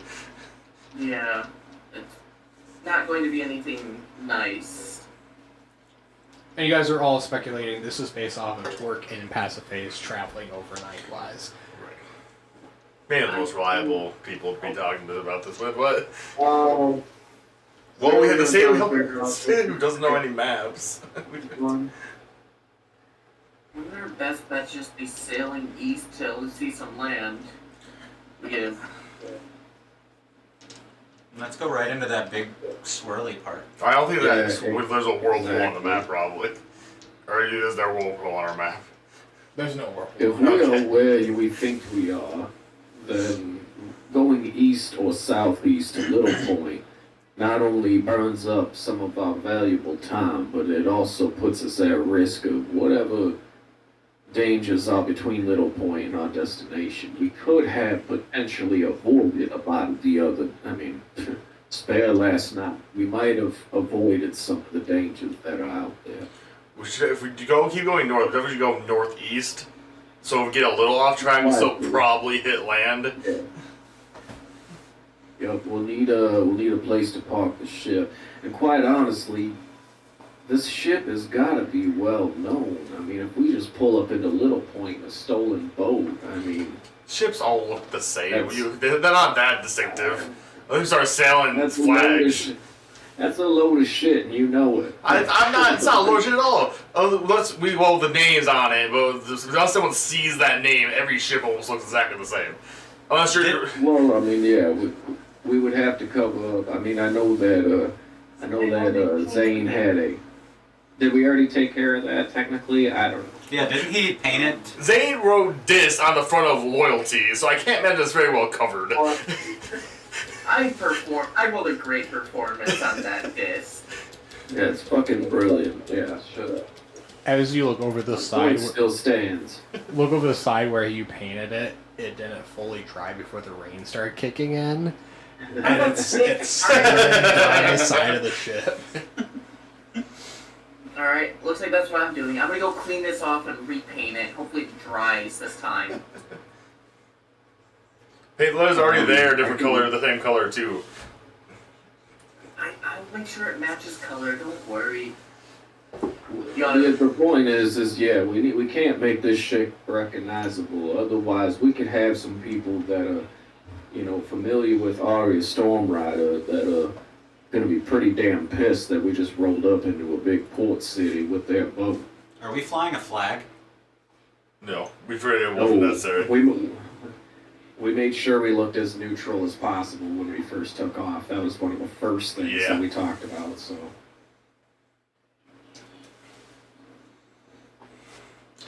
Yeah. Well, maybe So put some sort of flourish on there so we look distinctive in a different way. Like we tried to do it but poorly, and it looks more natural. I don't know. there's so many gangs around here. We put the wrong damn colors up and we're gonna fuck ourselves over. I've lived at Everwatch for 10 years. I know the gang colors. All right, well that's fantastic. I'm kind of new here. Anyway, but regardless of whether the ship be recognized or not, I still say it won't be that recognized. But you're right, it's still something we should probably worry about. And we probably shouldn't backtrack to Little Port. That's so far away, maybe. It's Little Point. We keep calling it Little Port, but it's all night. It's small. It's a port. It's a colloquial name for Everwatch. You wouldn't know it. Everyone at Everwatch calls it Little Port to make fun of it. It's called Little Port because it's a little port city. I mean, that makes the most sense. I mean, fuck them. Whoever wrote that name is an idiot. Hey, Alex. Alex, is there a figurehead on the front of the ship that's distinctive? There's not. Very generic besides the name. Mm-hmm. Well, and the magical steering system, but you know, that's fine. You have to get real close if you want to see the magical steering wheel. Harlow, I found some information about Arya Stormrider. It appears that she was looking to find a cure for the blight. She has a child that she was looking to rescue with it as well. That's perfect. We'll just take out the blight and she'll just give her ship as a thank you. And we don't have to worry about it anymore. I mean, if I remember, I'm pretty sure she's not. Logic check. I don't think the captain wasn't there when we stole the ship, I'm pretty sure. No, I remember there were all the 5 captains. She was one of them. Most of them are dead. I know, but the way the one person was talking, it sounded like she's part of the Crimson Brave, the Phoenix Braves. I made the team, I can't say the name. Because the Phoenix Brave ship, and the one lady was like, "You'll never sail without Captain Saria." Does that imply she's alive? Right. Maybe she betrayed the original captains to join up with the Phoenix Braves. And how did that douchebag Crestweaver end up with the ship? He seemed to be running things before we took it. That's also a good question. But they were all the Crimson Brave. Why am I saying Crimson? Phoenix. They were all Phoenix Braves. Was it like a loner? You know, like did he borrow it from the other captain? Like he had the key on him. It's possible he was just hitching a ride, and then his captain just wasn't there. They weren't going. They weren't planning on going anywhere. It didn't look like. I mean, So what you're saying is that we can safely assume that Arya Stormrider might still be in Evanwatch Probably. if he was returning to the ship with the key. I mean, maybe he's the first mate, so to speak. Oh, we have pissed off a lot of people, friends. Very short amount of time. In a very short amount of time. But hopefully we left no witnesses, but that's just why I'm, maybe we can sell the boat and split our riches that way, but kind of like having a boat. It is Perhaps definitely an I'm interesting overthinking it. experience. Yeah. I agree that we should head north and slightly to the east and hope to find land soon. And hope we find a healer before we find another killer. Yeah, healer would be nice. Alright, is somebody else taking over for steering and navigation? I would assume Flint's steering now. Oh yeah, Alright, I'm gonna go Thank you get some all so food and much. go to sleep. yeah. Pastor Faye, thank you so much for what you did. Anytime. I'm gonna go repaint the name again. I think at this point, before Torque would even think about going to sleep, he's gonna be like starving. So he's gonna be looking for like a fishing net or something. Like, I'm gonna try to get some fish while we're out here in the middle of nowhere. Okay. Felt inspired, did you?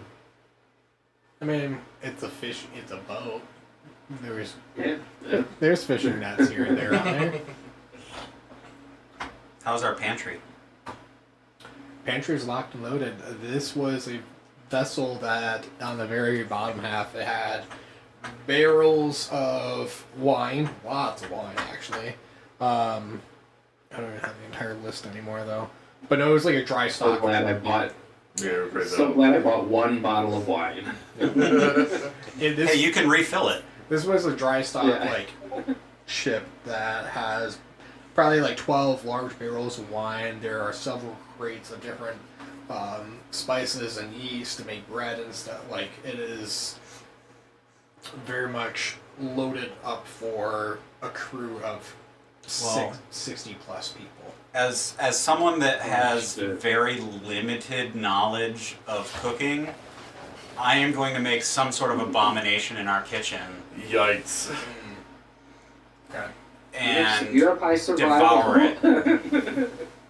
Cooking is different for somebody who doesn't cook all the time. I know. I feel like cooking more of an intelligence, basically. I've roasted like fish and deer and stuff, but I've never used spices or anything, so this is going to be interesting. You know, cooking's definitely charisma. You feel cooking. Yeah. I have a -1 to charisma. There we go. Cooking's a performance. So Yeah, there we go. I need a performance check to pass if I. I feel like she's just going through the kitchen, smelling everything, and just being like. Yeah, sure, that's that's exactly Is it. this before or after Torque? I got an 11. Hey, could be worse. 11. This is within the time of you fishing, so fishing is going to be. What is fishing? Oh my god, why don't I have that? That's probably survival. Yeah, I was gonna say, I feel survival. like that has to be survival. Yeah. Alright, well, let's give, It's for hunt wild games. So. Yeah. Yep. That makes sense. so that'd be a 14 for survival. Okay. You're able to catch a couple large. I almost said swordfish. It's almost like that. Yeah, because of Marlin. Marlin, woo! No, but you're able to catch some. A sword and shield fish. My favorite one game. Yeah, favorite. Some form of bass, though. We'll just say. Alright, well, we're not saving those. Those are getting cooked right up. And I would say after I catch those, Torque would be heading to the mess hall to actually start, like, cooking this up. You will walk down to Pacific, going through every single container, smelling everything, and has what seems to be an overabundance pot. Are you making like a? What are you making? Are you doing a stew? Or are you cooking on like? There's a large cauldron, or there's like a stove, like a stove. I'm gonna say board. a stew in the cauldron. Okay, but you see Pacific with a burning hot, like cauldron, and just pouring shit in it right now. As you walk down with your truly fresh caught fish. Torque might stop her for a second and be like, let me taste that. Okay. Constitution saving. No, Torch just gonna like it though. He's probably his stomach of steel. Roll me a con Torque save. is a dragonborn, so I mean, Roll me a con save. Oh, jeez. that's gonna be a 21. 21. Jesus. Tell me, what have you prepared today? What does this taste like? It is just overwhelming in all different spices. Like you cannot discern a single flavor in anything. You got like It's the just- crazy spice. You got like cayenne It's over sweet, here. it's sour, your garlic mouth's over on here. fire. honey flakes over Taking there. a sip of this, I'd be like, I've had worse. I'd just, like, throw the ladle away. Be like, Pacific, let me help you with this. Worse. It tastes fine to me. Let me help Throw you your make it fish in taste there. better. Oh, we're gonna put the fish in there. We gotta chop them up first. Gotta decaf them. Fancy. I know it's not a real thing, but today's the day of improvs, of learning new skills. Torque and Pacific, you guys can earn, we'll call it skill level 1 of cooking. As you guys have started your culinary journey of learning how to cook. I'll take it. Right? And I think I'm gonna crack open one of those barrels of wine. Of course. Somebody roll me a D100. I will do that. D100 coming in hot. No rain, no rain, no rain. Right? Bright skies and clear dawns. 13. What was that? A 13. Oh, great. The luckiest number. What was that? I'm fucking with you. I heard it. You were this close of fucking up. My perfectly good, happy go time adventure. You were this close of fucking it up. I will tell you, if you rolled under a 10 on that D100 roll, the next 2 days of travel, because that's how long it's going to take you before you hit any point. So I'm giving you guys 2 days of free time on this boat to kind of learn and just... We're role-playing the shit out of this right now. I'm telling you that right now. Nothing is happening for the next 2 days before we hit land. So, tell me what you guys want to do as you're literally just traveling. And, yeah, literally, by the time you land, it's going to be the 23rd of high sun. But I want some stories. What are you guys talking about? What are you guys doing within a couple days of travel? Nothing else happens. I will tell you that. Oh. So. Well, I think it goes without saying that I think we're gonna start drinking very quickly.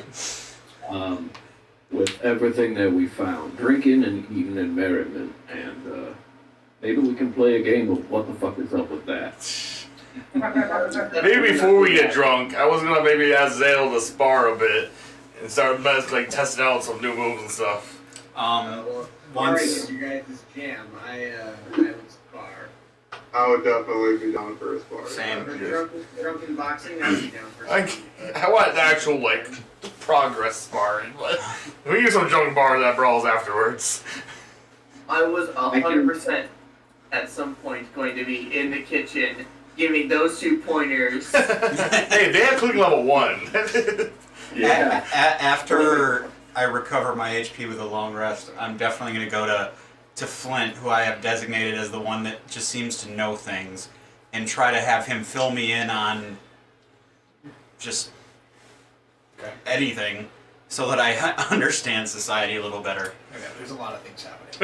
I gave you guys too much freedom. Damn it. Probably. I would start with was it 4 people that wanted to fight? Yeah.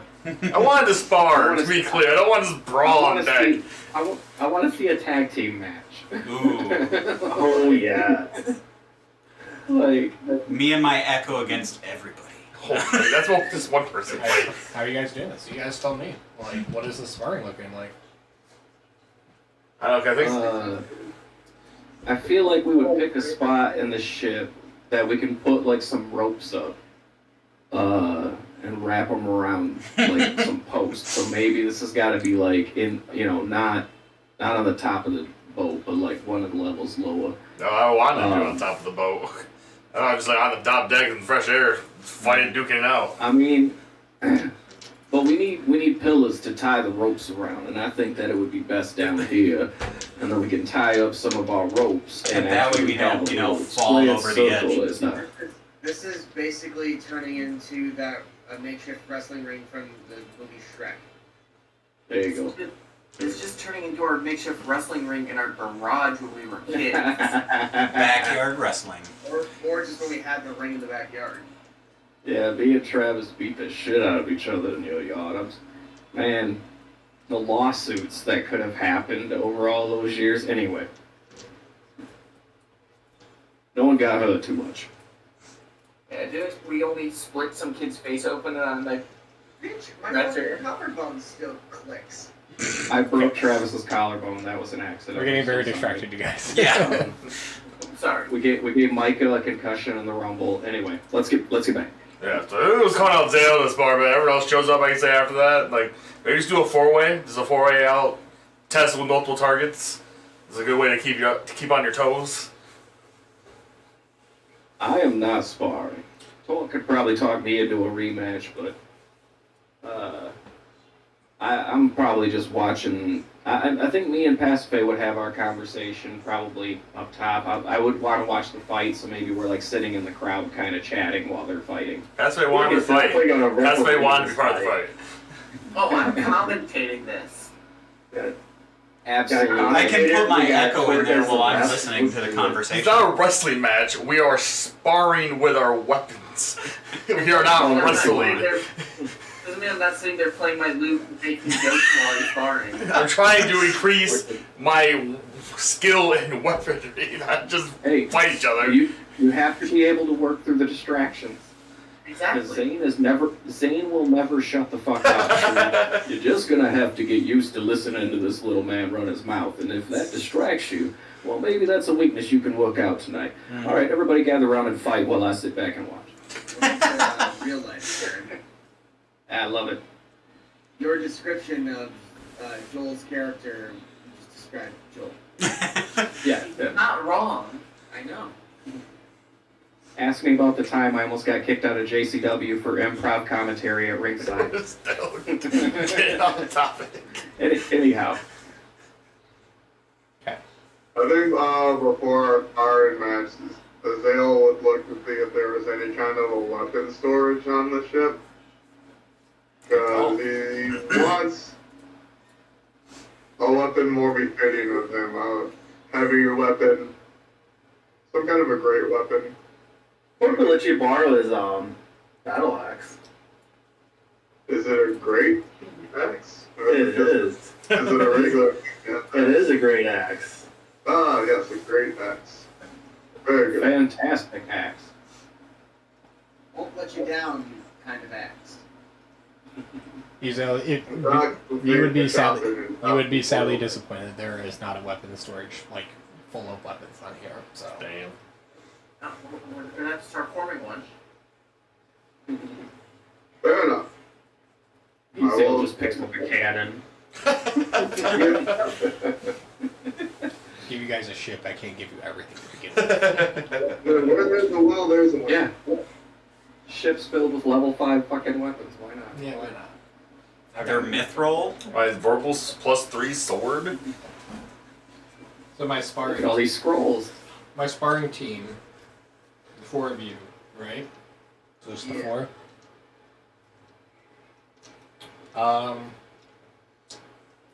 We can play this out. Everybody roll me initiative. 16. 13. 21. Nat 20 for that 22. He's zooming. Should I draw a little squared circle? What? Thinking of where would be the best spot. It would have to be like a 15-footer, right? Yeah, if you really want to go that sense. I guess what's the order of? I mean, Azale, you're the highest out of initiative-wise. Who are you partnering up with for a sparring round? Look at it in terms of seating, Alex. Everyone had a different number. I know that I'm saying, but Azale gets the pick. I mean, you can go against Hollow, but Azale against Hollow and pass the favor Wilford. Sounds good. Okay. Worked out because Azale was the one challenged in the first place.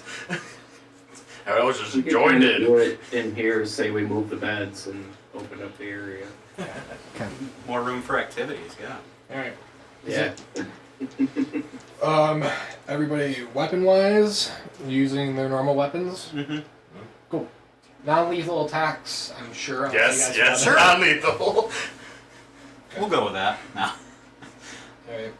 Okay. We're using the axe pad or whatever weapon we're using. Okay. We're gonna do Hollow, Azale versus Hollow, and then we'll. These are gonna happen simultaneously, but I'm gonna do one fight And then the other and then the other That's fight. fair. So Azale, start us off against Hollow. What are you doing? Alright. You guys paint me a picture, and you guys know your guys' stats. So I mean, roll this out. Let's go. Okay, I'll just be like, I have something I've been wanting to try out, so please bear with me. Go right along. I'm gonna rage. Oh boy.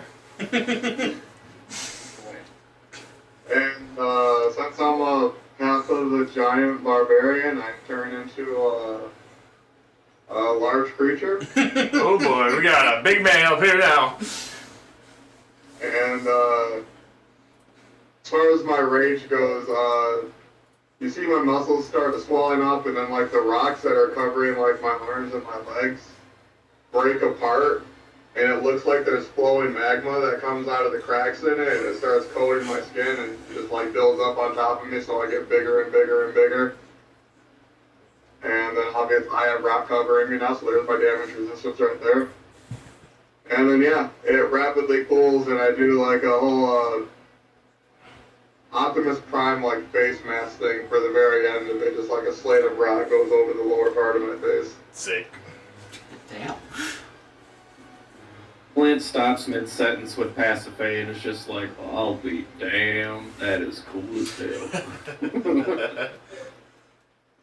I'm fighting though, Flint. Oh, my bad. We'll talk later. And Yeah, well, that's my bonus action. deal with that. I guess I move up to Hollow. We don't have to play this space. We're next to each other. You guys are next to each other. Swang. Right, okay, yeah. And I recklessly attack, and I'm making a swing at it. Alright. Yep. Swing away.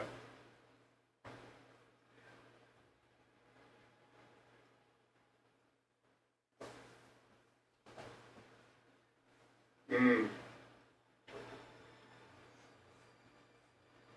25 to hit. That's Alright.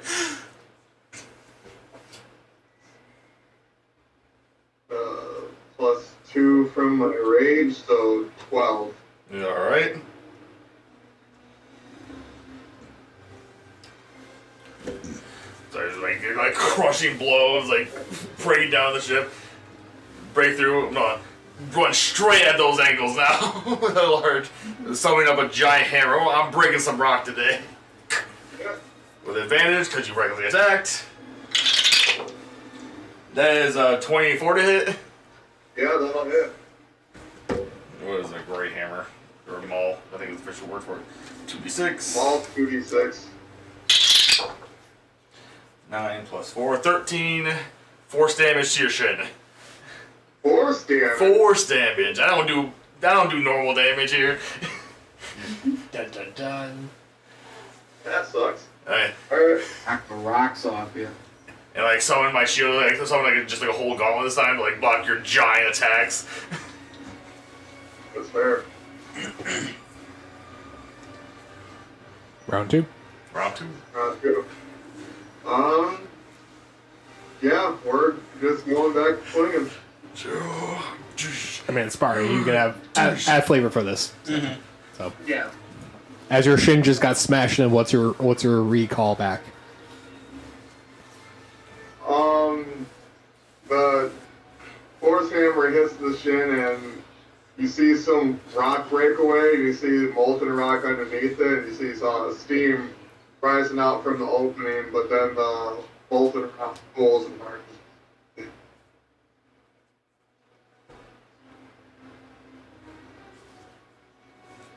And then I think I'm just gonna go with a swing, like it hits me in the leg, and I like spin around with the force of it, and I take a swing, back swing at him.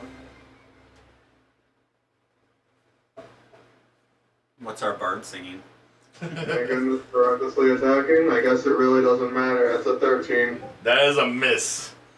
That's awesome. So I was saying like your ass was crossed, I grind, I like slide across my shielded arm now, and I slide in and pull my sword out and just right across the chest. Yeah, Hold on, wait, I got something for this. Oh, did you see that? It appears that Hollow just rocked him. That's awesome. Today, for our bard, in true backyard whistling fashion, Aaron, our bard should be playing Drowning, the cover of Drowning Pool's Let the Bodies in the Floor.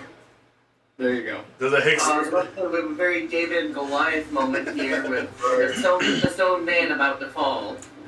does a 16 hit Hezilleon? 1, nothing wrong with me. 2, nothing wrong with me. After getting my attack deflected, I just keep on coming on swinging with other end of the blade for the bonus action attack. Oh, he has bonus action. Yeah. We're good. Yep. Wait 1 minute. Wait. Just. You're better than me. Oh, thank goodness for advantage. 18 to hit. That is a miss. My AC is 20. This time, I just take it right now, get blown back a little bit. All right. Yeah. That takes up everything I got. Jump back, and I'm gonna run in, and then as I summon, pretend to swing, I'm gonna summon a pole arm so I can get that extra reach and surprise you, stab you in the chest, hopefully. Let's see if I do though. Wait, so I rolled really, I think it was my turn. I'll take the other one, because I rolled better that time, but I'll take the other score. Does a 16 hit? A 16 does hit. Okay, that's only fair. I already take a roll that attack. That would be, wow, that would be for 6 damage, force damage. Awesome. That's all I got, though. I just gotta resummon my shield again, keep it up. That's my bonus action. I am officially bloody. Oh, you bloody me with your hit, too, I forgot to say, yeah. So I am at bloody as well, with your first hit. So is it like magma dripping from your lip? Yeah, I can see like some rock are like crumbling off of me.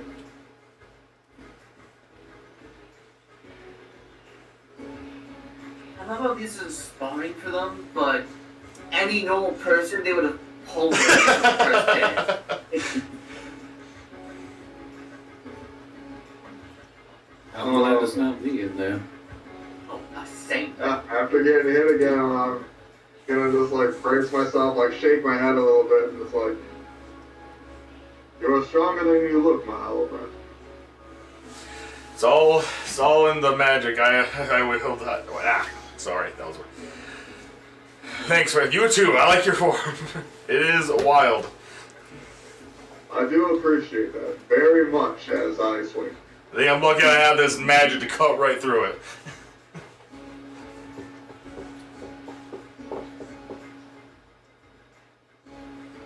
Oh, that's a 19, so That that's just misses, yep. Oh. Trying to beat me to the ground, just slowly get an indent in the ground. Alright, Plasma forms around it. 25 hits, that's how. Thank goodness. This one's only a D4 though. I don't have that much health. My goal is to not get hit. If I do get hit, it's painful. Awesome. I know the feeling. So it's 7? Yep, that's Alright, 7.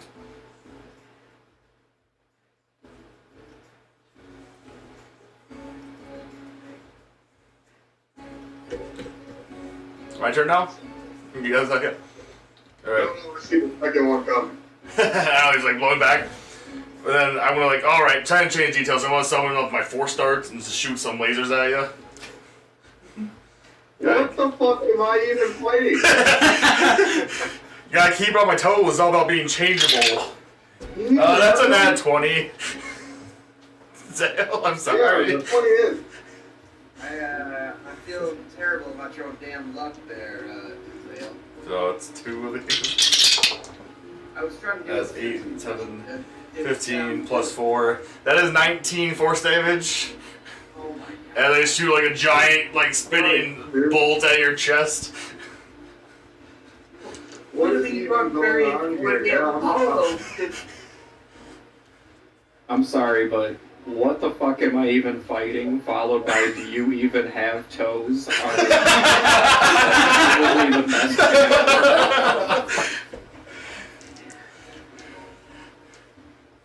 Are you still up there, Zale, at 19 points of damage? Yeah, I'm dropped. Alright, yeah. So I imagine it just breaks through your armor and they just go back. We're not playing for keeps. Whew. Knocks me down, all the rock crumbles around me and just gets really brittle, fades into dust, and it kind of just blows away with the rocking of the ship. And then there's me. Now Go up, help you up. Who else is close fight? You might not think you only got 2 hits, but I am almost down. Like, don't think you did nothing. I got lucky and had force damage go through your shielding. That was a good fight, man. It's very, very forceful attacks. You should be proud of yourself. Let's see if we can get my fight done in the next 8 minutes before I get bounce. Yep, you're starting a soft trap. And I'm starting to stop. Alright, and I am fighting who again? Pacify. That's okay. Alright, I mean, okay. Whatever. We're in like the little ring that we made or whatever the fuck it is. Okay. Yep. So I'm going to spend 3 key points, and I am going to do Fist of Unbroken Air. And Swinging for real. yeah, I'm not fucking around. So, Pacific, you need to make a strength saving throw.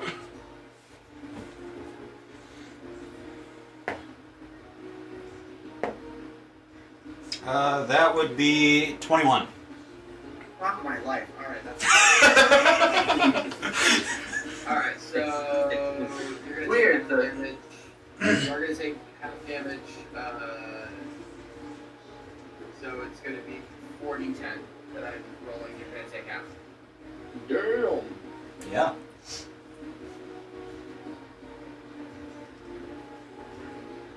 Wilfer's about to learn what action surge feels like. Weird. It's almost like the strength-based fighter. So you are taking half of 21, so you're gonna take 10. Okay. Ooh. 21 would have fucked you up though, man. Like as strong as you are. That. Yeah. Alright, 10 is still no joke at level 3. 10 is not a joke. Bonus action of an unarmed strike. Okay. And Axe that kick. is a 23 to hit. That hits. That is going to be for 3 more damage. Bludgeoning damage. Describe it. Yeah. Well, I assumed that my fist was going to be like one of these like that, and it's just like there, you know, and that's going to be the first bludgeoning damage. Hits the ropes, comes back, clothesline. Nice. Pacify. Okay. So I'm gonna go kind of Karate Kid style and attempt to sweep the leg with my glaive. I don't have that song prepared.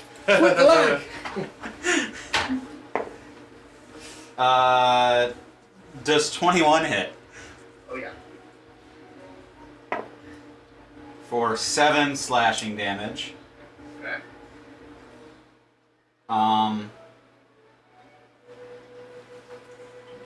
And I'm gonna action surge and attack again. 15. That'll hit. Another 7 slashing damage. Okay. I'm definitely bloody now. And then I am going to use my bonus action.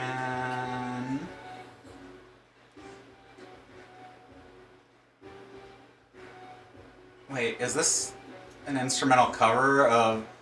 Oh, jeez.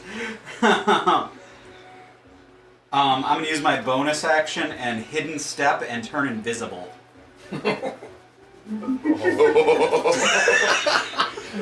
Turbo. And Travis holds his action.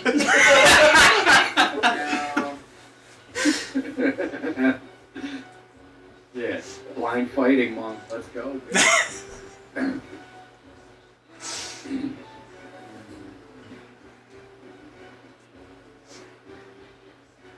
This should not be this good. It really does. No. Alright, so I still have my quarterstaff on me, so I guess I could still take a line swing and I just still have to try and hit an attack roll. Yeah, it's disadvantage. it's just disadvantage. Alright, fine, fuck it.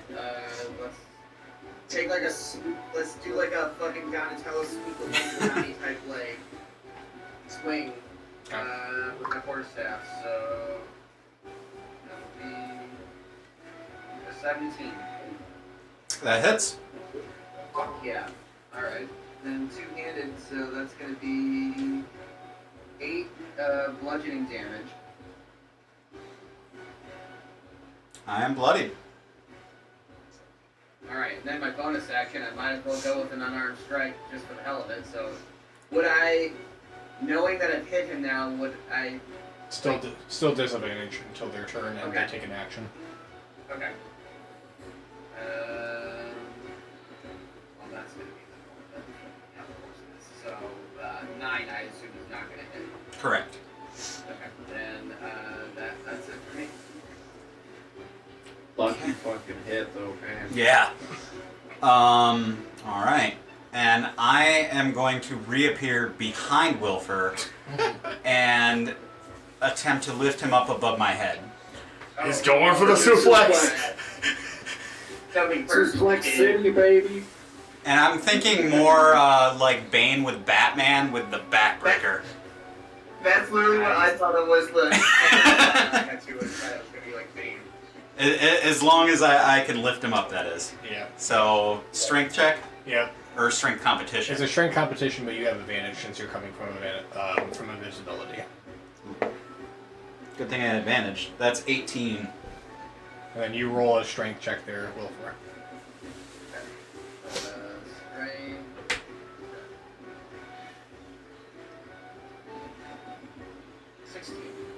So the suplex is going through, so it would be like an unarmed strike in a way as you're grappling him. You can do damage from like an unarmed strike.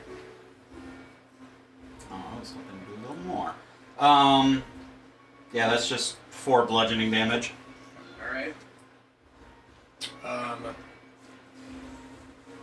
Yeah. I'm not going to give you like grappled or anything off of that. That would be... You guys are already within like fighting range. And I'm gonna use my bonus action. Second wind.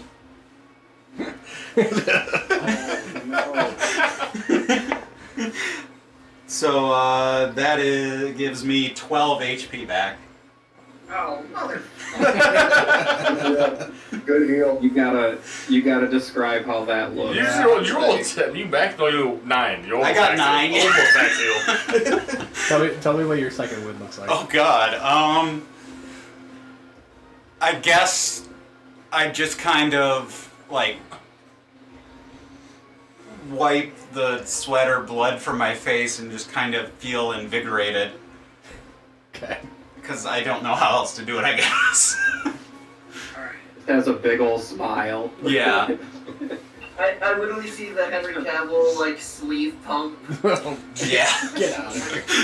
You're reloading your fists. Yes. The last round, so I gotta go. Okay. Well, I'm gonna swing with my quarter staff, assuming that Michael is done. Yeah, that was my turn. Okay. So I'm gonna turn around and take another swing with my quarter staff because I'm not gonna let this shit slide. 22 to hit. The hat hits. It's gonna be, for fuck's sake, that's like for 3 fucking damage. Are you kidding me? Alright, so then I guess I will do another arm strike for my bonus action, and that's a 12, so I assume it's gonna miss. Correct. Okay, then that's it for me. It's at this time when I say, I think your luck is run out. Yeah, I think so too. So I'm gonna go for it's kind of a swing up high, try to just like bash him right in the head with the handle portion of my glaive. That one. Fuck. Like, go with your handle and just like cut yourself in the shoulder or something stupid. What happens, Alex? What's your... Leaves himself open. Yeah. I will say the next attack that Wilfer has is at advantage. Okay. Hell yeah. Yep. Let's go. Is that it for you, Michael? You got your bonus action. My only bonus action would be creating an echo, and I feel like that's a little unfair. Alright then. Well, I guess my quarterstaff swing is going to be at advantage. Mm-hmm. Double that one. Double that one. That would be hilarious. 23 to hit. Yep. Alright, do not fucking roll. God damn it, another 3. What the fuck? 3 damage. Jesus Christ. And then my unarmed strike. That's a nat 1. So. My next weapon attack with advantage. Big swing and a miss. Just goes absolutely wide and is like, oh. It's a bonus action unarmed strike, not being the main weapon attack. I feel like it. It'll be I a little aggressive. No, yeah. I can't give you advantage on that one. That's If fair. it was his main weapon, then yes. But all right. Yep. All right, I am going to. You know what? I'm gonna just do a quick, simple twirly slash thing with my glaive. Look all cool. You're mixing it. 15, That'll hit. and that is max damage 13. Oh, yikes. Yeah, that'll drop me. Yeah. Alright, whenever you winner now, with whatever health we have left. On that note, gents, I will see Yeah. you guys next time. I Bye-bye. gotta roll. If we're just doing this stuff out, then I'm not gonna worry about calling in because Yeah. there's only 20. Yeah, we're just hanging out. Yeah, that's fine. Do you mind not hanging up the call though? That's fine. I'm gonna just mute it and then Cool. I'm gonna mute my mic and then yeah. Sounds good. Later, dudes. Later. Yep. See you, bro. Good gaming, buddy. Okay. Commentating wise, I was like, what are you guys saying during the middle of these two like I want some banter from Twerk, Flint, and Zane. Oh, I mean, I was already making the banter of like with the Hezilleon Hollow fight. I was making the banter of David and Goliath and bringing the rock down. As well, I've been putting GIF like memes of Super Saiyan 2. But for the second fight, I'm being, Wilfer's never been good in a stand-up fight. He needs to be running around. This does not fit him at all. It's so funny. Pacife is. Oh, go ahead. No, you go. It's your turn. I thought you were. I was just gonna say, Pacife is a fantastic fighter. I'm glad to have her around. If anything, Wilfer can get back up after getting knocked down several times. He's shown that, But yes.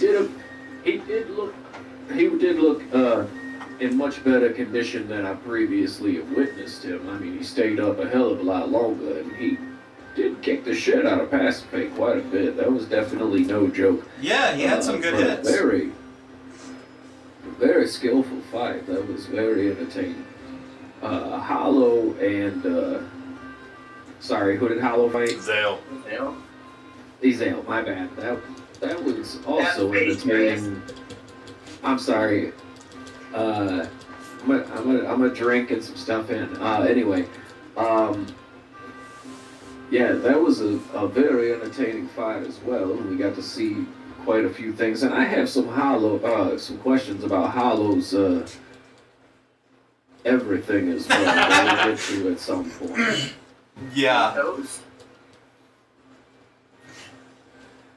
There's just a lot going on there, and for a fire genasi and an earth genasi, air genasi, and whatever the fuck Hollow is, I just think that we just, what Pacife said at the Gilded Galleon about how we're all random people just really has been sticking with me.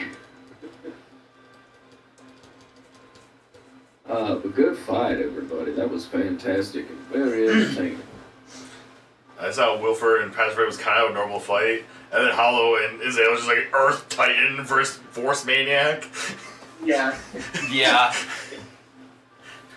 I could have gone for the Echo team up, but It would have done too much, right? I mean, we would have extra attack like once or twice, right? I can do an extra attack with my Echo once per turn, Oh, no. 3 times per short 3 rest. times. Oh yeah, so 3 times. That would have been 3 more attack. That would have been rough. And also you would have been flanking him at that point, so Yes. advantage, yeah. If why I you didn't did do that. Picture you tagging in a partner that is also. I will do that at some point. terrific. As we made the comment of Hot tag. negative neg pacify or whatever, like the negative version. Yeah, negative fade. Negative yeah, there we go. Like, what was it? Negative my four spars. In general, I was like, you guys have done great this session. Everybody take a DM inspiration. Just good role playing all around, you guys. Is there anything else that we're questioning or specifying? I know we didn't know what the fuck's up with that, but like this was kind of built into that, so you guys learned a little bit about each other. So I would say like towards that last fight with Pasiphae and Wolflord, Torque probably would have started like heading upstairs, kind of seeing how strong everyone is. You know, just with a nice smile on his face. Just like. Okay, here are their strengths, here are their weaknesses. I don't think Torque was for that. Oh, Torque was watching. But I think Torque's feeling like, you know, like, I like this group of people now. Yeah, I think it helped us bond for sure.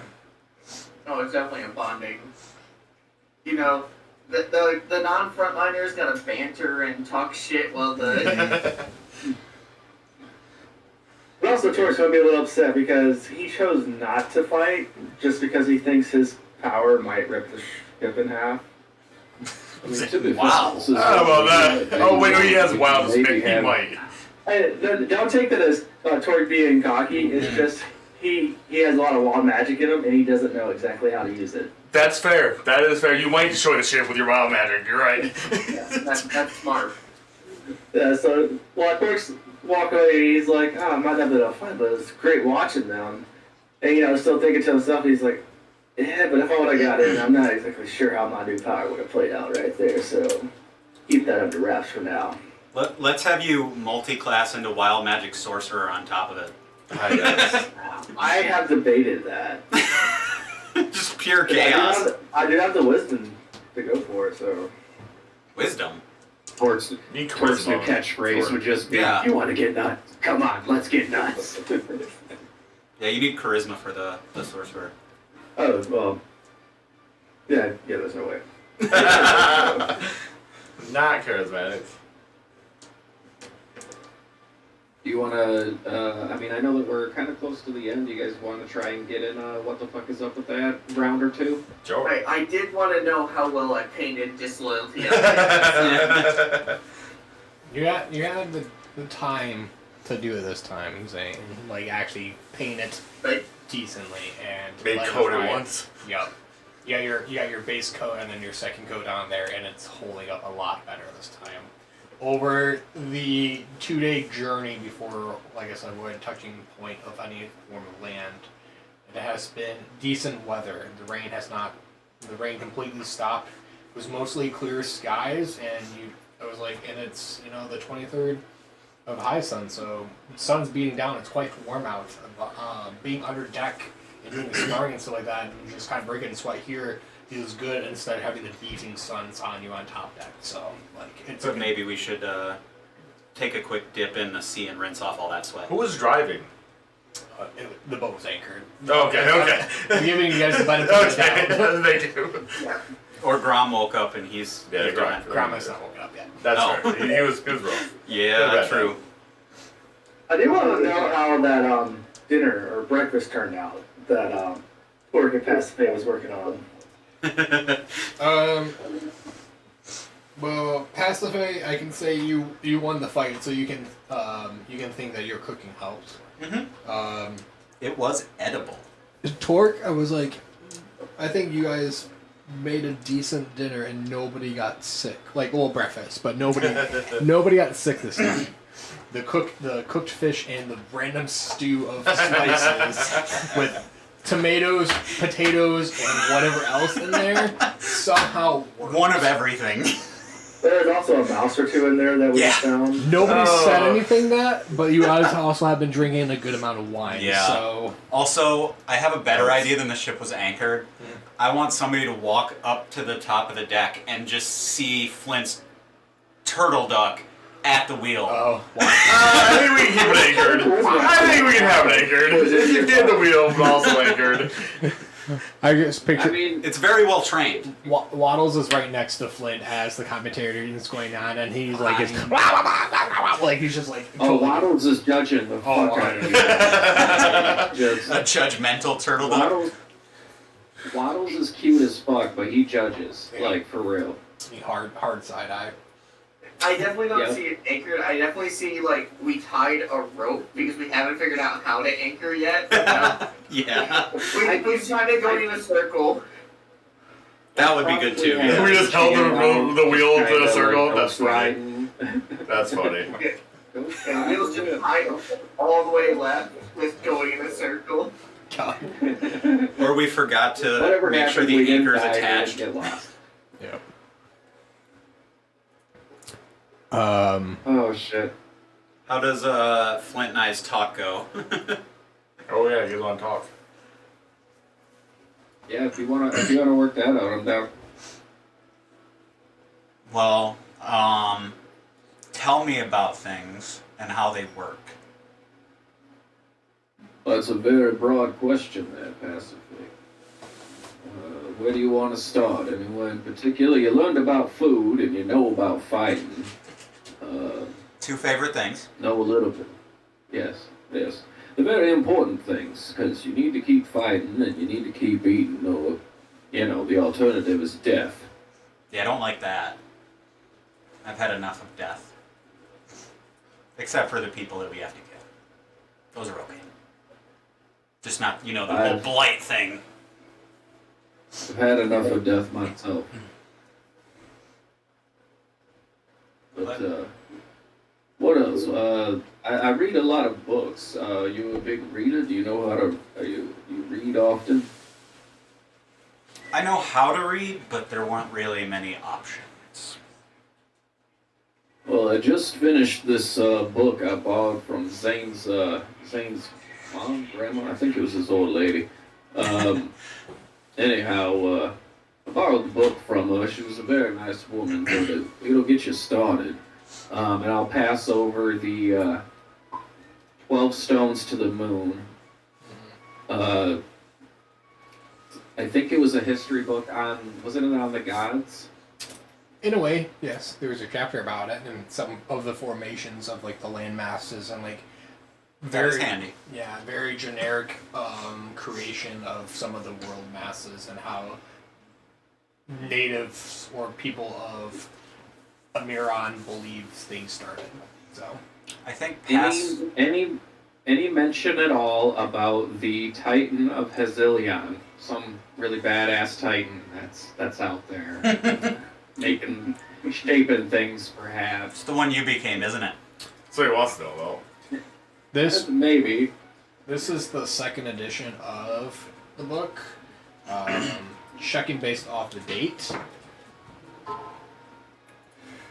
Let me pull it up, sorry.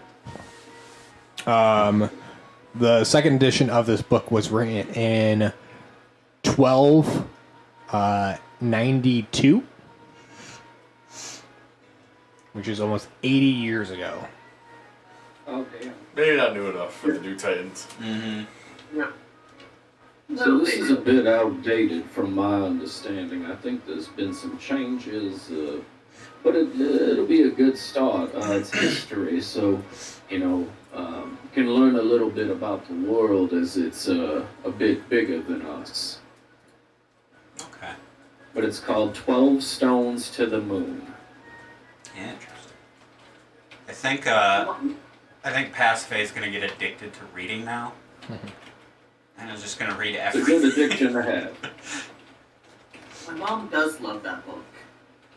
It's better than drugs. Yeah, we'll get it back to Arthi if we survive the trip, alright? The name just came back to me. It was written down.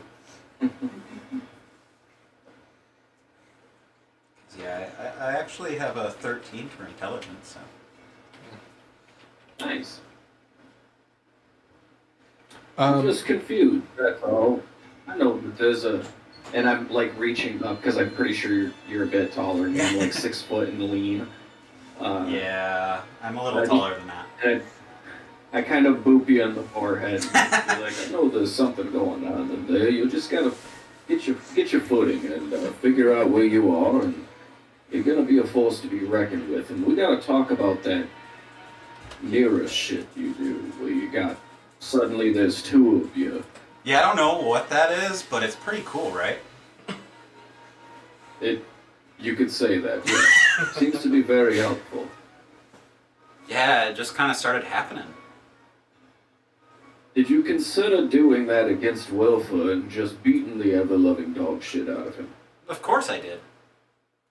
Alright, that's fantastic. That's what's up.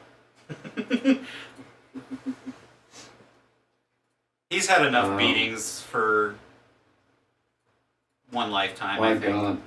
Since I've met him, he has been knocked to the floor every single day. Every day. I have watched Wilfer get knocked to the floor. I've already started to notice that, yeah. Yeah, he's getting better, Mm-hmm. I think. I think he just needs more one-on-one fights like that, where he has a chance to practice more.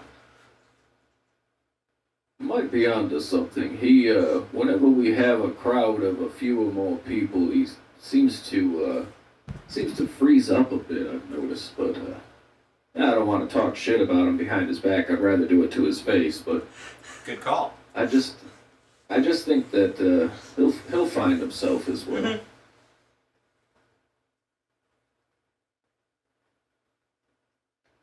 Mm-hmm. Yeah, Had since any, Torque walked up oh, to the top deck, like he's out there. Is there anything going on that is of concern, or are we just, dead stop, or? I was like, as we just talked about how you guys were anchoring and stuff like that, I'm giving you the benefit of the doubt, Torque, because that's how I wanted to end things, since you're the one up there. Torque, as you walk up and, like, contemplating the fight that you just saw, you realize that the anchor that you guys thought you put down, which was a rope, is no longer hanging off the side of the ship. And seeing in front of you, you begin to see small land masses, tiny islands, starting to appear a couple miles away, but you're able to start making out what seems to be of land. Who's gonna be the one to shout land ho? Who's doing it? Oh, Torque's doing it, but it's gonna be all in you guys' heads. Let's see Oh, jeez. telepathy. To the east, as the ship is slowly drifting and just basically taking the waves closer and closer to it, those whirlpools are real. There are a bunch of small, not as large as like the one that you saw like next to the map. There are a bunch of small, just whirlpools forming out, and you can see that they are like shifting with the waves themselves. They're not staying put at all. They're not growing in mass or anything like that, but they're constantly moving around as you're getting closer and closer to the land. Interesting. As the ship slowly rocks back and forth, the land starts getting closer and closer. One of the several small masses of islands you see is larger than the other ones, and you can see that in the distance the trees, as tropical and vibrant as possible in front of you, looking back towards deeper into the forest, it is blackened. The sand goes from the white shining glimmering sand to a dark black sand that has corrupted, and the sea itself starts turning black towards the northern part of this island. As you see this and you start calling everybody up, we'll have everybody staying at the front of the ship to end today's episode, we'll call it. Pacific, you're home.